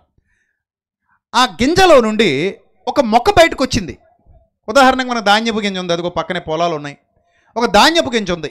ఈ ధాన్యపు గింజ బ్రౌన్ కలర్లో ఉంటుంది, గోల్డ్ కలర్లో ఉంటుంది, కొంచెం అటు ఇటుగా. ఈ గోల్డ్ కలర్లో ఉన్నటువంటి ధాన్యపు గింజలో నుండి పచ్చటి వరి మొక్క బయటకు వచ్చిందా? అంటే ఆ గింజలో ఈ వరి మొక్క దాగుందా లేదా? దాగుంది. ఈ గింజను కప్పెడితే వరి మొక్క బయటకు వచ్చింది, పచ్చటిది. మీరు స్క్రీన్ మీద చూస్తున్నారు. ఆ గింజలో నుండి ఏం బయటకు వచ్చింది? ఆ గింజలో నుండి ఏం బయటకు వచ్చింది? పచ్చటి మొక్క బయటకు వచ్చింది. ఈ ప్రాసెస్ చేసింది ఎవరు? మీరు చెప్పాలి. ఈ ప్రాసెస్ చేసింది ఎవరు? దేవుడు. మనకేం తెలుసు? విత్తనాలు చూస్తున్నప్పుడు మనకేం అర్థం అవుతుంది? ఆ విత్తనాలనే మనం ఆడించుకొని బియ్యం చేసుకుని వండుకు తింటున్నాం. కానీ ఆ విత్తనాల్లోనే మొక్కలు దాగున్నాయన్న సత్యాన్ని గ్రహించలేము తింటున్నప్పుడు. దాన్నే జెర్మినేషన్ అంటారు. ఆ విత్తనాల్లో నుండి ఏం బయటకు వస్తున్నాయి? మొక్కలు బయటకు వస్తున్నాయి. అలాగే దేవుడు ఈ సృష్టిలో ఏదైనా చేయగలడు. ఆయనకు అసాధ్యమైనది ఏది లేదు. ఆయనకంటూ ఒక ప్రణాళిక ఉంది, ఒక పద్ధతి ఉంది. ఆ పద్ధతిలోనే సశరీరము అనే దాన్ని ప్రవేశపెట్టాడు. సశరీరము దాన్ని ప్రకటించమన్నాడు. మృతుల పునరుద్ధానమును గూర్చి ప్రకటించమన్నాడు సువార్తలో. అది కూడా భాగం. సువార్త అంటే కేవలం యేసుప్రభు వారి మరణము సమాధి మాత్రమే కాదు. పునరుద్ధానంలో ఆయన దేహం, ఆయన మహిమదేహం, ఆయన సశరీరం, ఇదంతా సువార్తలో భాగమే. దీని గూర్చినటువంటి నిరీక్షణ తన పిల్లలకు ఉండాలి. అందుకే నిరీక్షణ, విశ్వాసము, ప్రేమ ఇవి ఉండాలి. ప్రతి క్రైస్తవ భక్తి జీవితంలో ఉండాలి. ఇవి వాటి గురించి నేర్చుకోవాలి, సంఘాలకు నేర్పించాలి. ఇది ప్రతి క్రైస్తవ సేవకుడి బాధ్యత అని దేవుడు సువార్తను సేవకులకు అప్పగించాడు. ఇప్పుడు మీరు చూస్తున్నటువంటి ఈ విషయాన్ని మీరు జాగ్రత్తగా గ్రహిస్తే ఈ విధానం కేవలం వాటిలోనే కాదు, ప్రకృతిలో చాలా వాటిలో కనబడుతూ ఉంటుంది. ఉదాహరణకి గొంగళి పురుగు మీ అందరికీ తెలుసు. చాలాసార్లు చెప్పాను, మళ్ళీసారి గుర్తు చేస్తున్నాను. గొంగళి పురుగు మీ అందరికీ తెలుసు. పచ్చటి చెట్ల మీద వాటిని నాకేస్తూ ఉంటుంది ఆకుల్ని. ఒక్కసారి గొంగళి పట్టింది అంటే ఆకుల పరిస్థితి ఏంటి? ఇంకంతే, అయిపోయినట్టే. అవే వాటి ఆహారం, తినేస్తాయి అన్నమాట. ఆ పచ్చదనం అంతా పీల్చేసుకుంటాయి. ఆ పచ్చదనం అంతా పీల్చేసుకుని ఆ పచ్చటి ఆకుల్ని కన్నాలు పెట్టేసి రంధ్రాలు చేసేసి ఆకు స్వరూపాన్ని మార్చి పడేస్తాయి గొంగళి పురుగులు. వాటికున్న ఆ వెంట్రుకలు చాలా అసహ్యంగా, జుగుప్సాకరంగా, ముట్టుకుంటే దురద పుట్టే విధంగా, మీద పడ్డానికి కానీ మీద పెట్టుకోవడానికి కానీ మనుషులు ఇష్టపడని చండాలంగా కనబడుతుంది గొంగళి పురుగు, మీ అందరికీ తెలుసు కదా. మరి అదే గొంగళి పురుగు సమాధిలోకి వెళ్ళిపోతే ఏమొస్తుంది బయటికి? అదే గొంగళి పురుగు సమాధిలోకి వెళ్ళిపోతే ఏమొస్తుందమ్మా బయటికి? సీతాకోక చిలక వస్తుంది. మీరు స్క్రీన్ మీద చూస్తున్నారు. ఎవిడెన్స్, బయోలాజికల్ ఎవిడెన్స్, ప్రకృతిలో కనబడుతున్నటువంటి వాస్తవమైన ఆధారాలు ఇవన్నీ కూడా. వీటిని ఎవడో కాదనలేడు, ఇవి సత్యాలు ఇవి. అబ్బాబే మొక్కలోను విత్తనంలోంచి మొక్క ఎందుకు వస్తుంది అని ఎవడు అనలేడు. అబ్బాబే గొంగళి పురుగులోంచి సీతాకోక చిలుక ఎందుకు వస్తుంది? ఆ 2 రూపాయలు డిఫరెంట్గా ఎందుకు ఉంటాయి? ఆ 2 లక్షణాలు డిఫరెంట్గా ఎందుకు ఉంటాయి? ఆ 2 వైఖరులు ఎందుకు డిఫరెంట్గా ఉంటాయి? ఆ 2 ఆకారాలు రూపాలు ఎందుకు వ్యతిరేకంగా ఉంటాయి అని ఎవడు అనలేడు. అది నిజం, అది పచ్చి నిజం, సమాజంలో కనబడుతుంది మనకి. అలాగే విత్తనానికి మొక్కకి చాలా వ్యత్యాసం ఉంటుంది. లక్షణాలు వేరు, వైఖరి వేరు, రూపం వేరు, ఆకారం వేరు, రుచి వేరు, రంగు వేరు, అంతా వేరు వేరు, ఆకారం అన్నీ వేరు. ఇది నిజం. ఇది ప్రకృతి మనకు చూపిస్తున్నటువంటి పాఠం, ప్రకృతి నేర్పిస్తున్నటువంటి పాఠం. దీని వెనక ఎవరున్నారు? దేవుడు ఉన్నాడు, సృష్టికర్త ఉన్నాడు. ఆయన చేయకపోతే గొంగళి పురుగు సీతాకోక చిలకగా మారదు. ఆ ప్రాసెస్ ఆయన పెట్టకపోతే జరగదు. అలాగే ఆ విత్తనంలో నుంచి మొక్క బయటికి రావాలన్న నియమాన్ని దేవుడు పెట్టకపోతే విత్తనంలోంచి మొక్క బయటికి రాదు. గాడ్స్ ప్రాసెస్ ఇదంతా, దేవుని సృష్టి కార్యము, దేవుని ప్రణాళిక అంటాం దీన్ని, దేవుని ప్రణాళిక. మరి ఈ దేవుని ప్రణాళిక ప్రకృతిలోనే ఇంత ఘనంగా ఉన్నప్పుడు, ప్రకృతిలోనే ఇంత గొప్పగా ఉన్నప్పుడు, ఇంకా చాలా ఉన్నాయి ఇలాంటి విషయాలు చెప్పుకుంటూ పోతే. గతంలో జనవరిలో మన బలభద్రపురంలో జరిగిన సెమినార్లో మాట్లాడాను. ఎంఎస్ఆర్ ఫంక్షన్ హాల్లో బలభద్రపురంలో జరిగిన సెమినార్లో మాట్లాడాను. ప్రతి సంవత్సరం జనవరిలో సెమినార్ జరుగుతాయిగా, అక్కడ ఇలాంటి ఎన్నో విలువైన పాఠాలు నేర్పిస్తూ ఉంటాం. సో అక్కడ మాట్లాడాను లేటెస్ట్గా. అందులో ఇంకొక పాయింట్ చెప్పాను. ఒక బొగ్గు ముక్క 1000 సంవత్సరాలు మట్టిలో కూరుకుపోయి ఘనీభవించి కూరుకుపోయిన తర్వాత కొన్ని సంవత్సరాలకు ఆ బొగ్గు ముక్క ఎలా మారుతుందట? వజ్రంగా మారుతుంది. ఈరోజు విలువైన వజ్రాలన్నీ బొగ్గుల నుండి వచ్చినవే. బొగ్గు రూపాంతరం చెందితే ఏమైంది? వజ్రమైంది. బొగ్గు రూపాంతరం చెందితే ఏమైందమ్మా? వజ్రమైంది. ఒకప్పుడు బొగ్గే, తర్వాత ఏమైంది? వజ్రమైంది. బొగ్గులో వజ్రాన్ని దాచినోడు ఎవరు? దేవుడు. ఇంటికెళ్ళి మీరు ఇప్పుడు బొగ్గు ఇరిచేయకండి, అందులో ఉండదు. అర్థమైందా?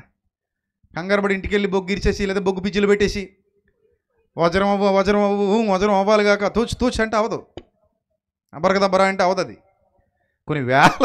కొన్ని వేల సంవత్సరాల మట్టిలో లోతుల్లోకి వెళ్ళిపోయి అక్కడ కొన్ని రసాయన చర్యలు జరిగి విపరీతమైన ఒత్తిడికి గురయ్యి ఆ అగ్నిలో మండి, ఆ లావాలో మండి, అప్పుడు అది ఎలా మారుతుంది?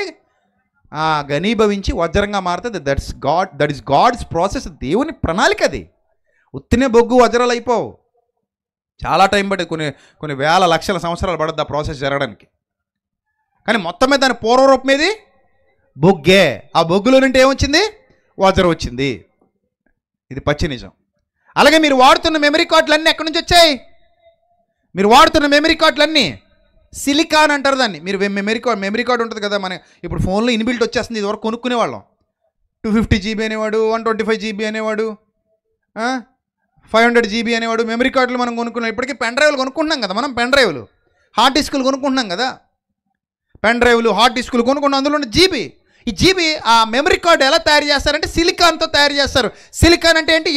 ఇసుకకు ప్రతిరూపం. ఇప్పుడు వెళ్ళి శుభ్రంగా లారీ స్కాన్ చేసుకుని మెమరీ కార్డులు తయారు చేద్దామని చెప్పి శుభ్రం ఎండబెట్టి రేఖ మీద వేసి గీసేయకండి. అదేమంత ఈజీ ప్రాసెస్ కాదు. దాని వెనక అమ్మో పెద్ద పెద్ద కంపెనీలు ఉన్నాయి, వాళ్ళు ఎంతో కష్టపడతారు. వాళ్ళ దగ్గర ఎంతోమంది శాస్త్రవేత్తలు ఉన్నారు, ఎంతోమంది జ్ఞానులు ఉన్నారు, గొప్ప గొప్ప వాళ్ళందరూ ఉన్నారు. వీళ్ళందరూ కలిసి కష్టపడి శ్రమించి ఏం చేస్తారు?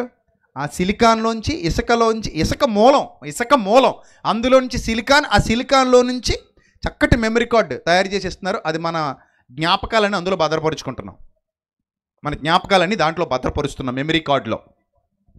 ప్రకృతిలో కనబడుతున్నాయి. ఇసుకలో నుండి వచ్చినటువంటి మెమరీ కార్డు ప్రకృతిలో మనకు కనబడుతున్నాయి. గమనించాలి మీరు, ఇవన్నీ కూడా గమనించాలి. ఇవన్నీ పచ్చి నిజాలు, నేను అబద్ధాలు చెప్పట్లేదు. మీకు సాక్ష్యాలు చూపిస్తున్నాను. నేను సాక్ష్యాలు చూపిస్తాను. దేవునికి ఎంత గొప్ప జ్ఞానం ఉంది, దేవుని ప్రకృతిలోనే ఎంత వివేకం ఉంది, దేవుడి దగ్గర ఎంత గొప్ప టెక్నాలజీ ఉంది అనేది మీరు తెలుసుకోవాలి. ఇవన్నీ చూసినప్పుడు ఎంత గొప్ప టెక్నాలజీ ఉంది. అలాగే ఒక ముత్యం, మన స్త్రీలు మెడలో వేసుకునేటువంటి ముత్యం, ఆ ముత్యం ఎక్కడి నుంచి వచ్చింది? సముద్రంలో ఆల్చెప్పలో పడినటువంటి ఒక ఇసుక రేణువు చినుకు రెండు కలిస్తే చినుకు ఇసుక రేణువు కలిస్తే ఏమొచ్చిందమ్మా? ముత్యం వచ్చింది బయటికి. విలువైన ముత్యాలు ఇప్పుడు బోలెడంత రేటు. షాపులకు వెళ్ళి కొంటే, ఆ గుండె అయిన షాప్ ఉంటుంది లలిత జ్యువెలర్స్, అక్కడికి వెళ్ళండి, చాలా ముత్యాలు ఉంటాయి. అప్పుడు మీరు ఏమంటే పెద్ద రేట్ ఏముందండి, ఇసుకే కదా ఇంటిదే అంటే ఊరుకోడు. ఇసుకే కదండి, ముత్యం ఇసుకే కదా ముత్యంగా మారింది. ఏదో నీటి చినుకులే కదా మారాయి, ఇసుక నీటి చినుకులు కలిసే కదా ఆల్చెప్పులో మారాయి. దానికి ఎంత రేటు చెప్పేస్తారట మీరు? ఇప్పుడు ఆల్చెప్పులతోనే కదా మేము ఎండాకాలంలో మామిడికాయ ముక్కలు గీసేస్తున్నాం అంటే ఒప్పుకోరు. దాని వాల్యూ దాందే. ఎందుకు దాని వాల్యూ అంటే అది సముద్ర గర్భంలో జరిగినటువంటి ప్రాసెస్, దేవుడు ఏర్పాటు చేసిన పద్ధతి. ఆ పద్ధతిలో ఒక సాధారణమైన మూలకాలతో అసాధారణమైనటువంటి ముత్యాలు, వజ్రాలు, ఇలాంటి గొప్ప గొప్పవన్నీ బయటకు వస్తున్నాయి. ఇది జగమెరిగిన సత్యం. అర్థమవుతుందా? అలాగే యేసుక్రీస్తు ప్రభువారి మామూలు దేహం మట్టిలోనికి వెళ్ళింది. 3వ దినాన మృత్యుంజయుడై తిరిగి లేచింది. అసాధారణమైన మహిమ దేహం, దానిని సశరీరుడుగా ప్రత్యక్షుడాయను అన్నాడు దేవుడు. ఎంత గొప్ప జ్ఞాన సంపద దాగుంది బైబిల్ గ్రంథంలో. మీరు అనుకోవచ్చు చాలా ఈజీ అండి బైబిల్ చదవడం, చాలా ఈజీ అండి బైబిల్ బోధించడం అని అనుకోవచ్చు. నేను చెప్తాను, చాలా కష్టం, చాలా కష్టం. బైబిల్ అంత ఈజీగా అర్థమైపోయే పుస్తకం కాదు. అర్థం కాకనే మతోన్మాదులు ఈరోజు నోటుకు వచ్చినట్టు మాట్లాడుతున్నారు. బైబిల్ అర్థమై సావక వాళ్ళకి, అందులో ఉన్న లోతైన జ్ఞానాన్ని గ్రహించలేక, సందర్భానుసారంగా చదవలేక, సందర్భానుసారంగా అర్థం చేసుకోలేక ఇష్టం వచ్చినటువంటి స్టేట్మెంట్లు ఇస్తున్నారు వాళ్ళు. కానీ నిజంగా మనసు పెట్టి చదివితే అర్థమవుతుంది, అమ్మో చాలా లోతైన సంగతులు ఇందులో దాగున్నాయి. వీటిని గ్రహించడం అంత ఈజీ ఏం కాదు, వీటిని అర్థం చేసుకోవడం అంత ఈజీ ఏమీ కాదు అని అప్పుడు మనకు అర్థమవుతుంది. ప్రియమైన దేవుని ప్రజలారా, చాలా లోతైన సంగతులు బైబిల్ గ్రంథంలో దాగున్నాయి. వాటిని అర్థం చేసుకుని బోధించాలి అంటే చాలా సబ్జెక్టు మీద గ్రిప్ ఉండాలి. ఆ సబ్జెక్ట్ మీద గ్రిప్ లేకుండా మాట్లాడదామంటే అంత ఈజీ కాదు. మైక్ కొనుక్కోవడం ఈజీయే, ఇలాంటి టేబుల్ ఒకటి కొనుక్కోవడం కూడా ఈజీయే, వెనకాల బ్యాక్గ్రౌండ్ సెట్ చేసుకోవడం కూడా ఈజీయే, బైబిల్ ఒకటి కొనుక్కోవడం ఈజీయే. మొదలెట్టరా సుబ్బరాజు అంటే మొదలెట్టడం ఈజీయే, కానీ అందులో స్టఫ్ ఉండడం చాలా కష్టం బిడ్డ. అది గుర్తుకు పెట్టుకో, స్టఫ్ ఉండడం చాలా కష్టం. రైట్. ఇప్పుడు మీరు జాగ్రత్తగా గమనిస్తే, నేను ముగింపులోకి వెళ్తున్నాను, జాగ్రత్తగా వినండి. యేసుక్రీస్తు ప్రభువు మొదటి దినాన ఎంత వేదన అనుభవించారో ఈ శ్రమ దినాల్లో, ఆయన అసలు శ్రమ దినం మీకు చూపించాను. ఇదే శ్రమ దినాల్లో ఎండింగ్కి వెళ్ళేసరికి మనం ఇంకోటి చేస్తాం, ఈస్టర్ అంటాం. మనం ఆ రోజు ముగిస్తాం. శ్రమ దినాలు ఎప్పుడు ముగిస్తాం? Good Friday, next Easter. Good Friday, ఈస్టర్తో ముగిస్తాం. ఇప్పుడు నేను చెప్తున్నాను, ఈ ఈస్టర్ పేరుతో మనం ఏదైతే మాట్లాడుతున్నామో, గుడ్డులో నుంచి పిల్ల బయటకు వచ్చింది అన్నట్టు బొమ్మేసి, ఈస్టర్ అంటేనే గుడ్లు పెడుతుంటారు. గుడ్లు పాశ్చాత్య దేశాల్లో రంగురంగుల గుడ్లు పెడతారు, రంగురంగుల గుడ్లు. ఒకరోజు నేను ఈస్టర్ టైంకి దుబాయ్లోనో ఎక్కడో సంథింగ్ ఉన్నాను, ఎక్కడికో ఫ్లైట్ జర్నీ చేస్తున్నాను. ఎయిర్పోర్ట్లో పెట్టాడు పెద్ద పెద్ద గుడ్లు. ఒక నాయన ఏమైనా రాకాశ బల్లులు గుడ్లు వేయడరా నాయన అన్నాను. ఆర్టిఫిషియల్గా తయారు చేశారన్నమాట పెద్ద పెద్ద గుడ్లు. ఆ గుడ్లు పెట్టి వాటి మీద రాశాడు ఈస్టర్ అని, హ్యాపీ ఈస్టర్ అని రాశాడు. సో మీరు గమనించండి, ఈ సశరీరము అనేది యేసు ప్రభువారి పునరుద్ధాన దేహాన్ని సూచిస్తుంది. యేసు ప్రభువారికి మాత్రమేనా పునరుద్ధాన దేహం? నీకు నాకు కూడా ఉందా? చెప్పాలి క్రైస్తవులారా, మీరు చెప్పాలి. మీకు నాకు కూడా ఉందా? యేసు ప్రభువారికి మాత్రమేనా? చెప్పండి, గట్టి చెప్పండి. నిద్రపోయారా ఏంటి కొంప తీసి? అందరికి ఉందిగా, అందరికి ఉంది. ఏ నీరసాలు వచ్చాయా? భోజనం చేయకుండా వచ్చారా? ఏం మాట రావట్లేదు ఎవరికి? లాస్ట్ లేదో పలహారం సిద్ధపరిచారు, అట్లా తినేసి వెళ్ళిరు. కానీ కంగారు పడకండి, ఒక నిమిషం ఆగండి. కొంచెం లేని ఎనర్జీ ఏమైనా ఉన్నా తెచ్చుకోండి. మిమ్మల్ని మీరే మోటివేట్ చేసుకొని, మీరు ఏమైనా కర్రలు మొయ్యాలా దొంగలు మొయ్యాలి? ఇక్కడ చక్కగా కూర్చొని అడిగిన దానికి సమాధానం చెప్పాలి. దానికి కూడా నోరు పెగలకపోతే ఎలా? కానీ సెలైన్లు ఇట్టిచ్చేయమంటారా? ఈ చాణక్య హాస్పిటల్ కానీ ఫోన్ చేసి, ఏమన్నా బాబు అర్జెంటుగా పంపించండి, ఇక్కడ చాలామందికి సెలైన్లు అవసరం. వెనకాలే సూరారెడ్డి గారు ఉన్నట్టు పక్కనే, అందులో పడేద్దాం పట్టుకెళ్ళి, ఇదే దారి అనుకుంటా. సో కాబట్టి యేసుక్రీస్తు ప్రభువారికి మాత్రమే కాదు పునరుద్ధాన దేహం, అందరికీ పునరుద్ధాన దేహం ఉంది.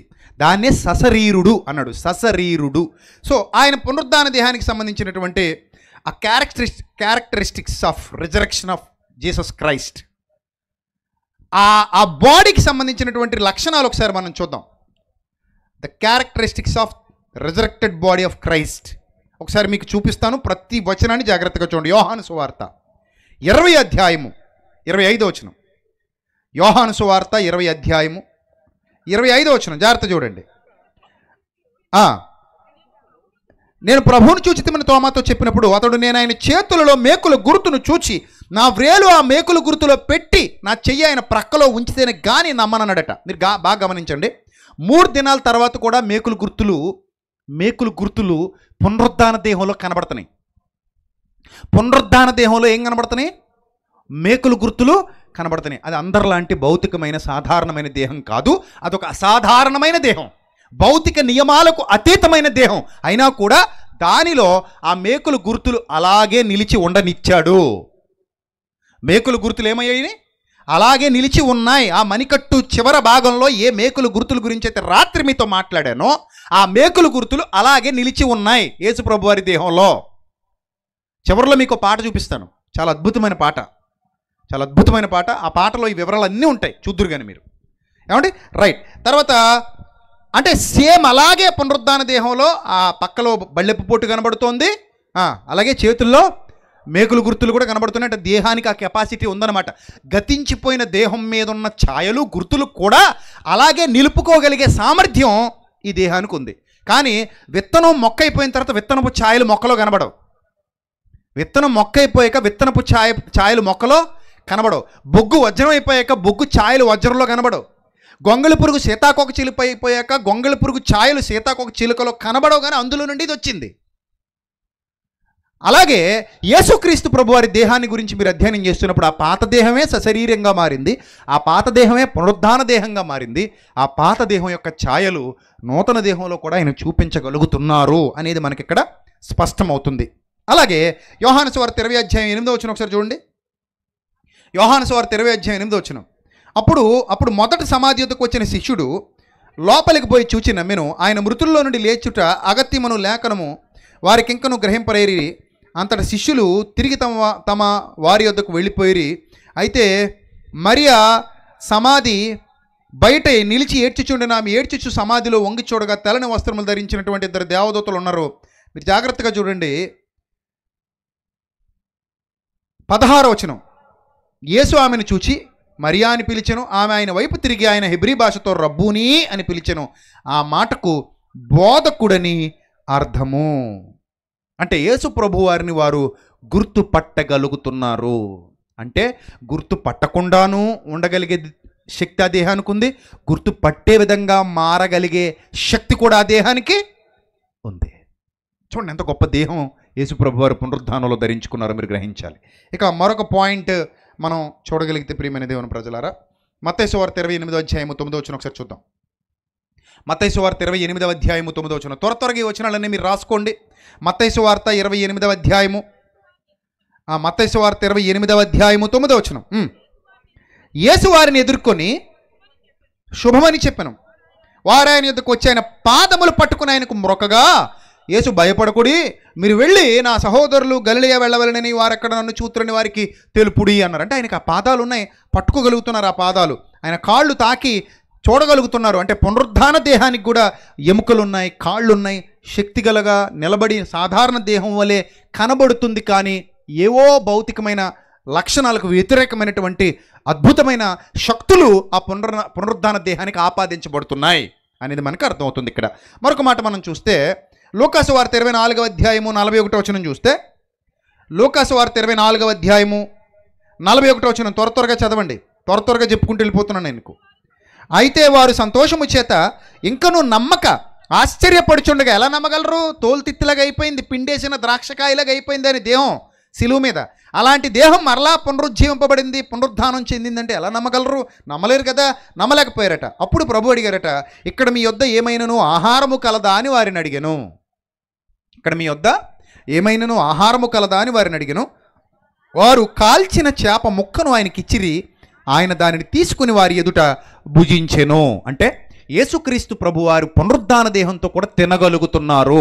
వాస్తవానికి పునరుద్ధాన దేహానికి ఆకలి ఉండదు, దప్పిక ఉండదు, ఏమీ ఉండవు. కానీ తినాలనుకుంటే ఆ దేహం తినగలదు. ఆకలి లేకున్నా కూడా ఆ దేహము తినగలిగే సామర్థ్యం కలిగి ఉంది, రుజువు చూపించుట కొరకు అనేది మనకి ఇక్కడ అర్థమవుతుంది. ఇక ఆ దేహానికి ఉన్న మరొక అద్భుత లక్షణం ఏంటంటే ఎక్కడ కావాలంటే అక్కడ అది ప్రత్యక్షం కాగలదు, ఎక్కడ కావాలంటే అక్కడ ప్రత్యక్షం కాగలదు, దాన్ని ఏది అడ్డుకోలేదు. మత్తయి సువార్త 28వ అధ్యాయము 16వ వచనం. మత్తయి సువార్త 28వ అధ్యాయం 16వ వచనం. 11 మంది శిష్యులు యేసు తమకు నిర్ణయించిన గలిలయలోని కొండకు వెళ్ళిరి. వారు ఆయనను చూచి ఆయనకు మ్రొక్కిరి గాని కొందరు సందేహించిరి. అయితే యేసు వారి యొద్దకు వచ్చి, పరలోకమందును భూమి మీదను నాకు సర్వాధికారం ఇయ్యబడి ఉన్నది. అక్కడ వారికి ప్రత్యక్షమయ్యాడు ఆయన. లోకాసు వార్త 24:15లో కూడా ఆ మాట మనకు కనబడుద్ది. లోకాసు వార్త 24:15 వచనం. లూకా వ్రాసిన సువార్త 24వ అధ్యాయము 15వ వచనం. వారు సంభాషించుచు ఆలోచించుకొనుచుండగా యేసు తానే దగ్గరికి వచ్చి వారితో కూడా నడిచెను. అంటే ఎక్కడ కావాలంటే అక్కడికి వెళ్ళిపోగలదు అనమాట ఆ దేహం. బస్సులు అక్కర్లేదు, రైళ్ళు అక్కర్లేదు, విమానాలు అక్కర్లేదు, బైక్ అక్కర్లేదు, కార్ అక్కర్లేదు, ఏ గాలిపటం అవసరం లేదు, ఏ ర్యాకెట్ అవసరం లేదు. ఎక్కడ కావాలనుకుంటే అక్కడికి మనసు వెళ్ళినట్టుగా మనిషి వెళ్ళగలిగే సామర్థ్యం ఉన్న దేహమే పునరుద్ధాన దేహం. ఇప్పుడు మనకు తెలిసిన సామెత, మనసు వెళ్ళిన ప్రతి చోటికి మనిషి వెళ్ళలేడు అని. కానీ పునరుద్ధాన దేహానికి ఈ సామెత వర్తించదు. మనసు వెళ్ళిన ప్రతి చోటికి ఆ పునరుద్ధాన దేహం కలిగిన మనిషి వెళ్ళగలడని యేసుక్రీస్తు ప్రభువారు నిరూపించి చూపించారు. యోహాను సువార్త 21:1లో కూడా ఆయన వాళ్ళకి కనబడుతున్నట్టుగా మనకు కనబడుద్ది. అటు తర్వాత యేసు తిబెరియ సముద్ర తీరమున శిష్యులకు మరలా తన్ను తాను ప్రత్యక్షపరచుకొనెను. మళ్ళీ తిబెరియ సముద్ర తీరంలో ప్రత్యక్షత అంటే అక్కడ ప్రత్యక్షమయ్యాడు ఆయన. ఎక్కడ కావాలంటే అక్కడికి వెళ్ళగలడు, ఎక్కడ కావాలంటే అక్కడ ఆయన ప్రత్యక్షం కాగలడు. అలాగే యోహాను సువార్త 20 అధ్యాయము 26వ వచనం ఒకసారి చూద్దాం. యోహాను సువార్త 20 అధ్యాయం 26వ వచనం. 8 దినములైన తర్వాత ఆయన శిష్యులు మరలా లోపల ఉన్నప్పుడు తోమా వారితో కూడా ఉండెను. తలుపులు మూయబడి ఉండగా యేసు వచ్చి మధ్యను నిలిచెను. ఏమై ఉండగా? తలుపులు మూయబడి ఉండగా యేసు వచ్చి మధ్యన నిలిచెను. అంటే ఈ భౌతిక లోకంలో ఉన్నటువంటి భౌతిక నియమాలు ఏవైతే ఉన్నాయో, భౌతిక నియమాలు అంటే సైన్స్కి సంబంధించినటువంటి నియమాలు. ఘన పదార్థంలో నుండి మరొక ఘన పదార్థం బయటికి రాలేదు. ఏంటది భౌతిక నియమం? ఏంటది? ఘన పదార్థంలో నుండి మరొక ఘన పదార్థం బయటికి రాలేదు. ద్రవ పదార్థంలో నుండి ఘన పదార్థం బయటికి రాగలదు. ఇది భౌతిక నియమం, సైన్స్ నియమం. ఇప్పుడు ఈ చెక్క ముక్కలోంచి నేను దూరి వెళ్ళలేను. అదే ఒక నీటి గోడ ఏదైనా ఉంటే అందులో నుంచి నేను దూరుకొని బయటికి వెళ్ళిపోవచ్చు. ఎందుకంటే ద్రవ పదార్థంలో నుండి ఘన పదార్థం బయటికి వెళ్ళగలదు, కానీ ఘన పదార్థంలో నుండి ఒక ఘన పదార్థం బయటికి రాలేదు. ఇది మనకు తెలిసినటువంటి భౌతిక నియమం. ఇప్పుడున్నటువంటి సైన్స్ సూత్రం ఇది, భౌతిక నియమం. కానీ యేసుక్రీస్తు ప్రభువారు ధరించుకున్నటువంటి దేహం ఏదైతే ఉందో, ఈ దేహం భౌతిక నియమాలకు అతీతముగా కనబడుతోంది. భౌతిక నియమాలకు అతీతంగా కనబడుతుంది. అంటే తలుపులు వేసి ఉన్నా కూడా ఈ దేహాన్ని అడ్డుకోలేకపోతున్నాయి. ఆ దేహం చక్కగా వారి మధ్యలోనికి వచ్చి నిలబడగలిగింది. అంటే ఆ మహిమ దేహానికి ఉన్నటువంటి ప్రత్యక్షత. ఆయన ఎప్పుడు కావాలంటే అప్పుడు అదృశ్యమైపోతున్నారు. ఆయన ఆరోహణమై వెళ్ళిపోతున్నారని వ్రాయబడింది. అపోస్తుల కార్యాలు 1వ అధ్యాయం 9వ వచనంలో మీరు చూడొచ్చు. అపోస్తుల కార్యాలు 1వ అధ్యాయం 9వ వచనంలో మీరు చూడొచ్చు. ఆయన ఆరోహణం అయిపోతున్నాడట. ఆరోహణం అంటే అర్థం ఏంటి? ఆరోహణం అంటే అర్థం ఏంటి? ఇలా నిలబడినటువంటి దేహం అలా పైకి లేచిపోతుంది, అలా లేచిపోయి అలా వెళ్ళిపోతుంది, ఇలా లేచి అలా వెళ్ళిపోతుంది. సాధారణంగా మనం ఇది ఎక్కడ చూస్తామంటే హైడ్రోజన్ బెలూను తాడిప్పేసి ఏమవుతుంది? అలా వెళ్ళిపోద్ది. ఎందుకంటే భూమి ఆకర్షణ శక్తి ఉన్నప్పటికీ అది అత్యంత తేలికైన వాయువు గనుక ఈ భూమి ఆకర్షణ శక్తి దాని మీద పని చేయదు, అది అలా లేచుకుని వెళ్ళిపోతుంది. దట్ ఈస్ బెలూన్, మీ అందరికీ తెలుసు. అలాగే ర్యాకెట్ భూమి ఆకర్షణ శక్తి ప్రభావానికి మించిన వేగంతో అది వెళుతుంది, అంతకంటే ఎక్కువ శక్తిని జనరేట్ చేసుకుంటూ వెళుతుంది. కాబట్టి దాని మీద ఈ శక్తి పనిచేయదు. అలాగే విమానం భూమి ఆకర్షణ శక్తి ఉన్నప్పటికీ కూడా విమానానికి ఉన్నటువంటి ఆ టర్బో ఇంజన్లు, దానికి ఉన్నటువంటి స్పీడ్ ఈ ఆకర్షణ శక్తిని దాటుకొని చక్కగా గాలిలో ఏం చేయగలుగుతుంది? ప్రయాణం చేయగలుగుతుంది. That is the technology. ఇప్పుడు ఒక సాదాసీదా దేహం భూమి ఆకర్షణ శక్తిని దాటుకుని అలా వెళ్ళిపోవడం అంటే సామాన్యమైన సంగతి కాదు. అది మహిమ దేహానికి దేవుడిచ్చినటువంటి ఆధిక్యత. అంటే మహిమ దేహం మీద భూమి ఆకర్షణ శక్తి పని చెయ్యదు. గ్రావిటేషనల్ పవర్ అంటారు, ఆ పవర్ పని చెయ్యదు. ఈ బాడీ మీద పనిచేస్తుంది, రిజరెక్టెడ్ బాడీ మీద పని చెయ్యదు. అది మహిమ దేహానికి ఉన్న పవర్. నేను ఇక్కడితో ముగిస్తున్నాను. మహిమ దేహం గురించి మీలో చాలామంది తెలుసుకుని ఉండకపోవచ్చు, ఎందుకంటే మీరు సరిగా బైబిల్ చదవలేదని మీరే చెప్తున్నారు. బైబిల్ బాగా చదవండి, చాలా లోతైన సంగతులు అందులో వ్రాయబడ్డాయి. మరణించక ముందే మహాజ్ఞానాన్ని మనం నేర్చుకోవాలి. ఎప్పుడు నేర్చుకోవాలి? మరణించక ముందే మహాజ్ఞానాన్ని మనం నేర్చుకోవాలి. మరణించక ముందే దేవుని యొక్క సంగతులు మనం అధ్యయనం చేయాలి. అందుకే మనం మానవ జన్మ ఇస్తాం. ఈ మానవ జన్మ ముగించక ముందే సర్వోన్నతుడైన దేవుని గురించినటువంటి లోతైన సంగతులు మన హృదయానికి అర్థం కాకపోతే, ఆయనతో పాటు యుగయుగాలు మనం ఆయన సన్నిధి ఈ లోతైన జ్ఞానాన్ని మీకు వినిపించాలని 2 రోజుల సభలు ఇక్కడ ఏర్పాటు చేశాం. ఈ లోతైన జ్ఞానం యొక్క రుచి మీకు చూపించాలని 2 రోజుల సభలు ఇక్కడ ఏర్పాటు చేశాం. మీరు బాగా అర్థం చేసుకోండి, మహిమ దేహం మనం కూడా పొందబోతున్నాం ఒక దినాన. అదే మన నిరీక్షణ. అందుకే పౌలు గారు మాట్లాడుతుంటే అన్నారట, ఓ అవివేకి అంటాడు పౌలు, ఓ అవివేకి, నీవు విత్తినది చచ్చితేనే కానీ బ్రతికింపబడదు కదా. వాడు అడుగుతున్నారట, మృతులు ఎట్టి శరీరంతో ఒత్తురు, వారు ఎట్లు లేతురు, ఆ విధంగా ఏ విధంగా సమాధులు తిరుగుబడతాయి, ఏ విధంగా క్రీస్తు రాకడ జరుగుతుంది, ఏ విధంగా కడబోరం రోగుతుంది, ఏ విధంగా ఆ మహిమ దేహాలు మానవుడు ధరించుకోగలుగుతాడు అని అడుగుతుంటే పౌలు భక్తుడు సాక్ష్యం ఇస్తున్నాడు, ఓ అవివేకి, నీవు విత్తునది చచ్చితేనే కానీ తిరిగి బ్రతికింపబడదు కదా అంటున్నాడు. కాబట్టి ప్రియమైన దేవుని సంఘమా, ప్రతి మానవ దేహం ఒక మహిమ దేహంగా మారబోతుంది. ప్రతి సాధారణ దేహం ఒక అసాధారణ దేహంగా మారబోతుంది. ప్రతి భౌతిక దేహం, భౌతిక నియమాలకు లోబడిన ప్రతి దేహం అభౌతికమైన స్థితిలోనికి వెళ్ళబోతుంది. ప్రతి మరణించవలసిన వ్యక్తి జీవమును పొందుకోబోతున్నాడు. ఆ దినమున అనేకులు రొమ్ము కొట్టుకుని ఏడుస్తారు, కొందరు మాత్రం ఆయనను ఎదుర్కోవడానికి వెళ్ళిపోతారు. చాలామంది రొమ్ము కొట్టుకుని ఏడుస్తారని ప్రకటన గ్రంథంలో సాక్ష్యం ఇస్తున్నాడు. అయ్యో అయ్యో అని ఆ దినమున కడబోరం రోగినప్పుడు రొమ్ము కొట్టుకుని ఏడుస్తారని వ్రాయబడింది. కానీ చాలామంది వెళ్ళిపోతారట నిత్య జీవాన్ని స్వతంత్రించుకోవటానికి, మహిమ దేహాలు సొంతం చేసుకుని. ప్రియమైన దేవుని సంఘమా, అట్టి ధన్యత దేవుడు మనకి ఇప్పుడే ఇచ్చాడు. అందుకే జీవం ఉండగానే ప్రభువుని తెలుసుకోవాలి, దేహం ఉండగానే దేవుని మనసు ఎరగాలి, గుర్తించాలి, ఆయన పనిలో వాడబడాలి, ఆయన కొరకు జీవించాలి, ఆయన సత్యాన్ని గ్రహించాలి, మీ పాత రోత జీవితాలు విడిచిపెట్టాలి, మారు మనస్సు పొందాలి, సత్యం వైపు ఆకర్షింపబడాలి, జీవితం విలువ తెలుసుకోవాలి, నీ గొప్పతనం తెలుసుకోవాలి. ఈ లోకంలో, లోక మాయలో, శరీరాశలో, నేత్రాశలో, జీవపడంలో మనం పడిపోయాం, కాదని నేను అనట్లేదు. కానీ పడిపోయిన స్థితిలో నుండి ప్రతి ఒక్కరూ బయటికి లేచి రావాలి. అందుకే సువార్త ప్రకటింపబడుతోంది. నీ పడిపోయిన స్థితిని నువ్వు గుర్తించాలి, నీ పాపపు స్థితిని నువ్వు గుర్తించాలి, నీ ఆత్మీయ స్థితి ఏ విధంగా ఉందో జ్ఞాపకానికి తెచ్చుకోవాలి, అక్కడ నుండి బయటికి తిరిగి రావాలి, ప్రభువును గ్రహించాలి, ప్రభువును గుర్తించాలి, ప్రభువును ప్రేమించాలి, ప్రభు ద్వారా అనుగ్రహింపబడిన రక్షణ స్వాస్థ్యాన్ని స్వతంత్రించుకోవాలి. నువ్వు కూడా ఒకనొక దినాన మహిమ దేహంలోనికి మారబోతున్నావు అన్న విషయాన్ని గమనించాలి. ఆ మహిమ దేహంతో నిత్యత్వంలో ఉంటావా, ఆ మహిమ దేహంతో నిత్య నాశనానికి వెళతావా? నిర్ణయం నీదే, నిర్ణయం నీదే. కాబట్టి ఒక చక్కటి పాట స్క్రీన్ మీద మీకు చూపిస్తారు. ఆ పాటలో ఉన్న భావాలు గ్రహించండి. కేవలం స్క్రీన్ మీద కనబడుతున్నటువంటి దృశ్యాలు మాత్రమే కాదు, ఆ దృశ్యాల వెనక పాటలో ఉన్న భావాలు కూడా మీరు గ్రహించండి. ఇప్పటికే చాలా సమయం అయిపోయింది, ఇక చివరి ప్రార్థన చేసి విడిచిపెడతాం. ఈ పాటలో ఉన్న భావాలు మీరు గ్రహిస్తూ ఉండగా ఈ పరిచర్య కొరకు మీ కానుకలు విత్తండి. చాలామంది పిల్లలు కష్టపడి ఈ యొక్క సదస్సులు నిర్వహిస్తున్నారు. వారితో పాటు మేము సహకారులమే అంటే మీ ఇష్టం, ఇందులో బలవంతం ఏమీ లేదు. ఎందుకంటే ఈ సదస్సులు జరుగుతూనే ఉంటాయి, దానికి ఎంతోమంది సహకారులు ముందుకు వస్తూనే ఉంటారు. మేము కూడా ఈ దేవుని కార్యంలో పాలిభాగస్తులమే అని మీరు అనుకుంటే మీ యొక్క అమూల్యమైన సహకారాన్ని ఆ పిల్లలకు అందించండి. వారు దేవుని పరిచర్యలో మరింతగా వాడబడతారు, ఇంకా వాడతారు. ప్రతి రూపాయి దేవుని పని కోసం ఖర్చు చేయబడుతుంది.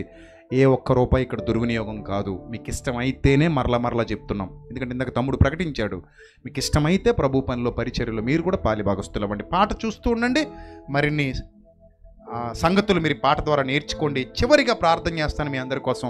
మనం ఈ ప్రాంగణాన్ని విడిచిపెట్టి వెళ్దాం, ముగింపు దినం కదా. కొద్ది నిమిషాలు ఆలస్యమైన ఓపిక పట్టాలని మీ అందరికీ ప్రేమపూర్వకంగా విజ్ఞప్తి చేస్తున్నాను. దయచేసి ఆ పాట ప్లే చేయండి. Thank you.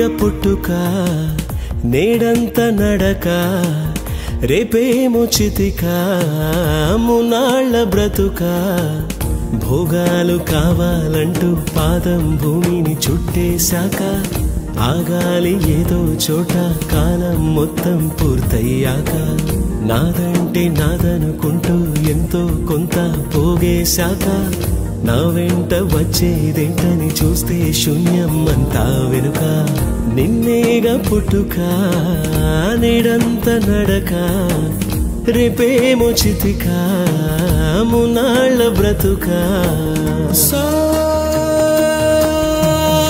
సరే సదా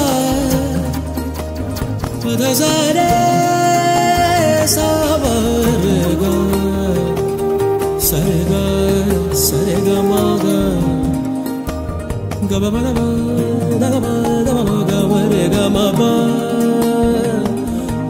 గబబ సదా గబబదని నిద సాని రమ మగరే గబబద సారే గరే సరే సదా సా పద పద మగమరే గబబ మగరే గదాసి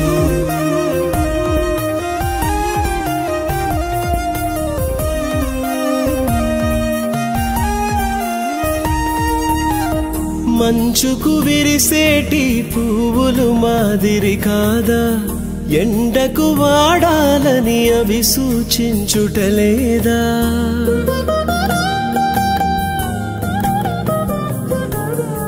తేనుందని మురిసేలోగా తుమ్మెదరాదా మాయగ మకరందం పువ్వుని విడిచిపోదా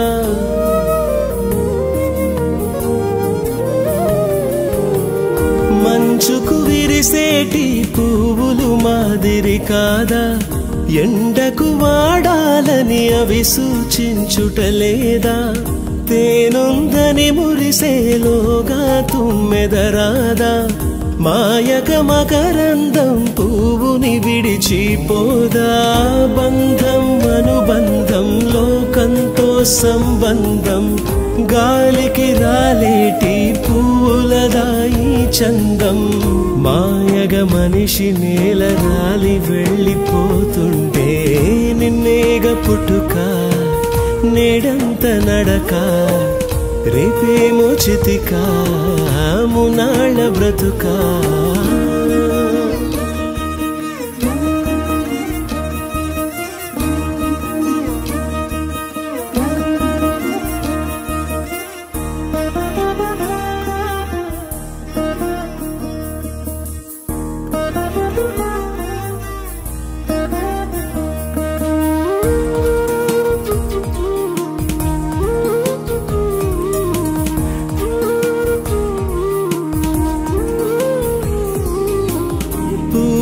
సువాసనే మనిషికి పాఠం కాదా నీతిని వెదజల్లాలని నేర్పించుటలేదా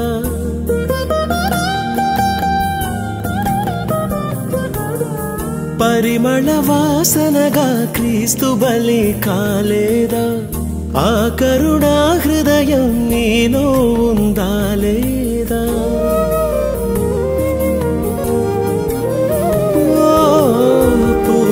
సువాసనే మనిషికి పాఠం కాదా నీతిని వెదజల్లాలని నేర్పించుటలేదా పరిమళ వాసనగా క్రీస్తు బలి కాలేదా ఆ కరుణా హృదయం నీలో ఉందా లేదా మాయను నమ్మొద్దు మాయ చేసి బ్రతకొద్దు నేత్రాశకు లొంగి నిన్ను పొడుచుకోవద్దు లోతు భార్య వలె వెనుక తిరిగి చూడొద్దు నిన్నేగా నిన్నేగా నిన్నేగా పుట్టుక నేడంత నడక రేపేమో చితిక మునాళ్ళ బ్రతుక భోగాలు కావాలంటూ పాదం భూమిని చుట్టేశాక ఆగాలి ఏదో చోట కాలం మొత్తం పూర్తయ్యాక నాదంటే నాదనుకుంటూ ఎంతో కొంత పోగేశాక నా వెంట వచ్చేదేంటని చూస్తే శూన్యం అంతా వెనుక. నిన్నేగా పుట్టుక నేడంత నడక రేపేమో చితిక మునాళ్ళ బ్రతుక.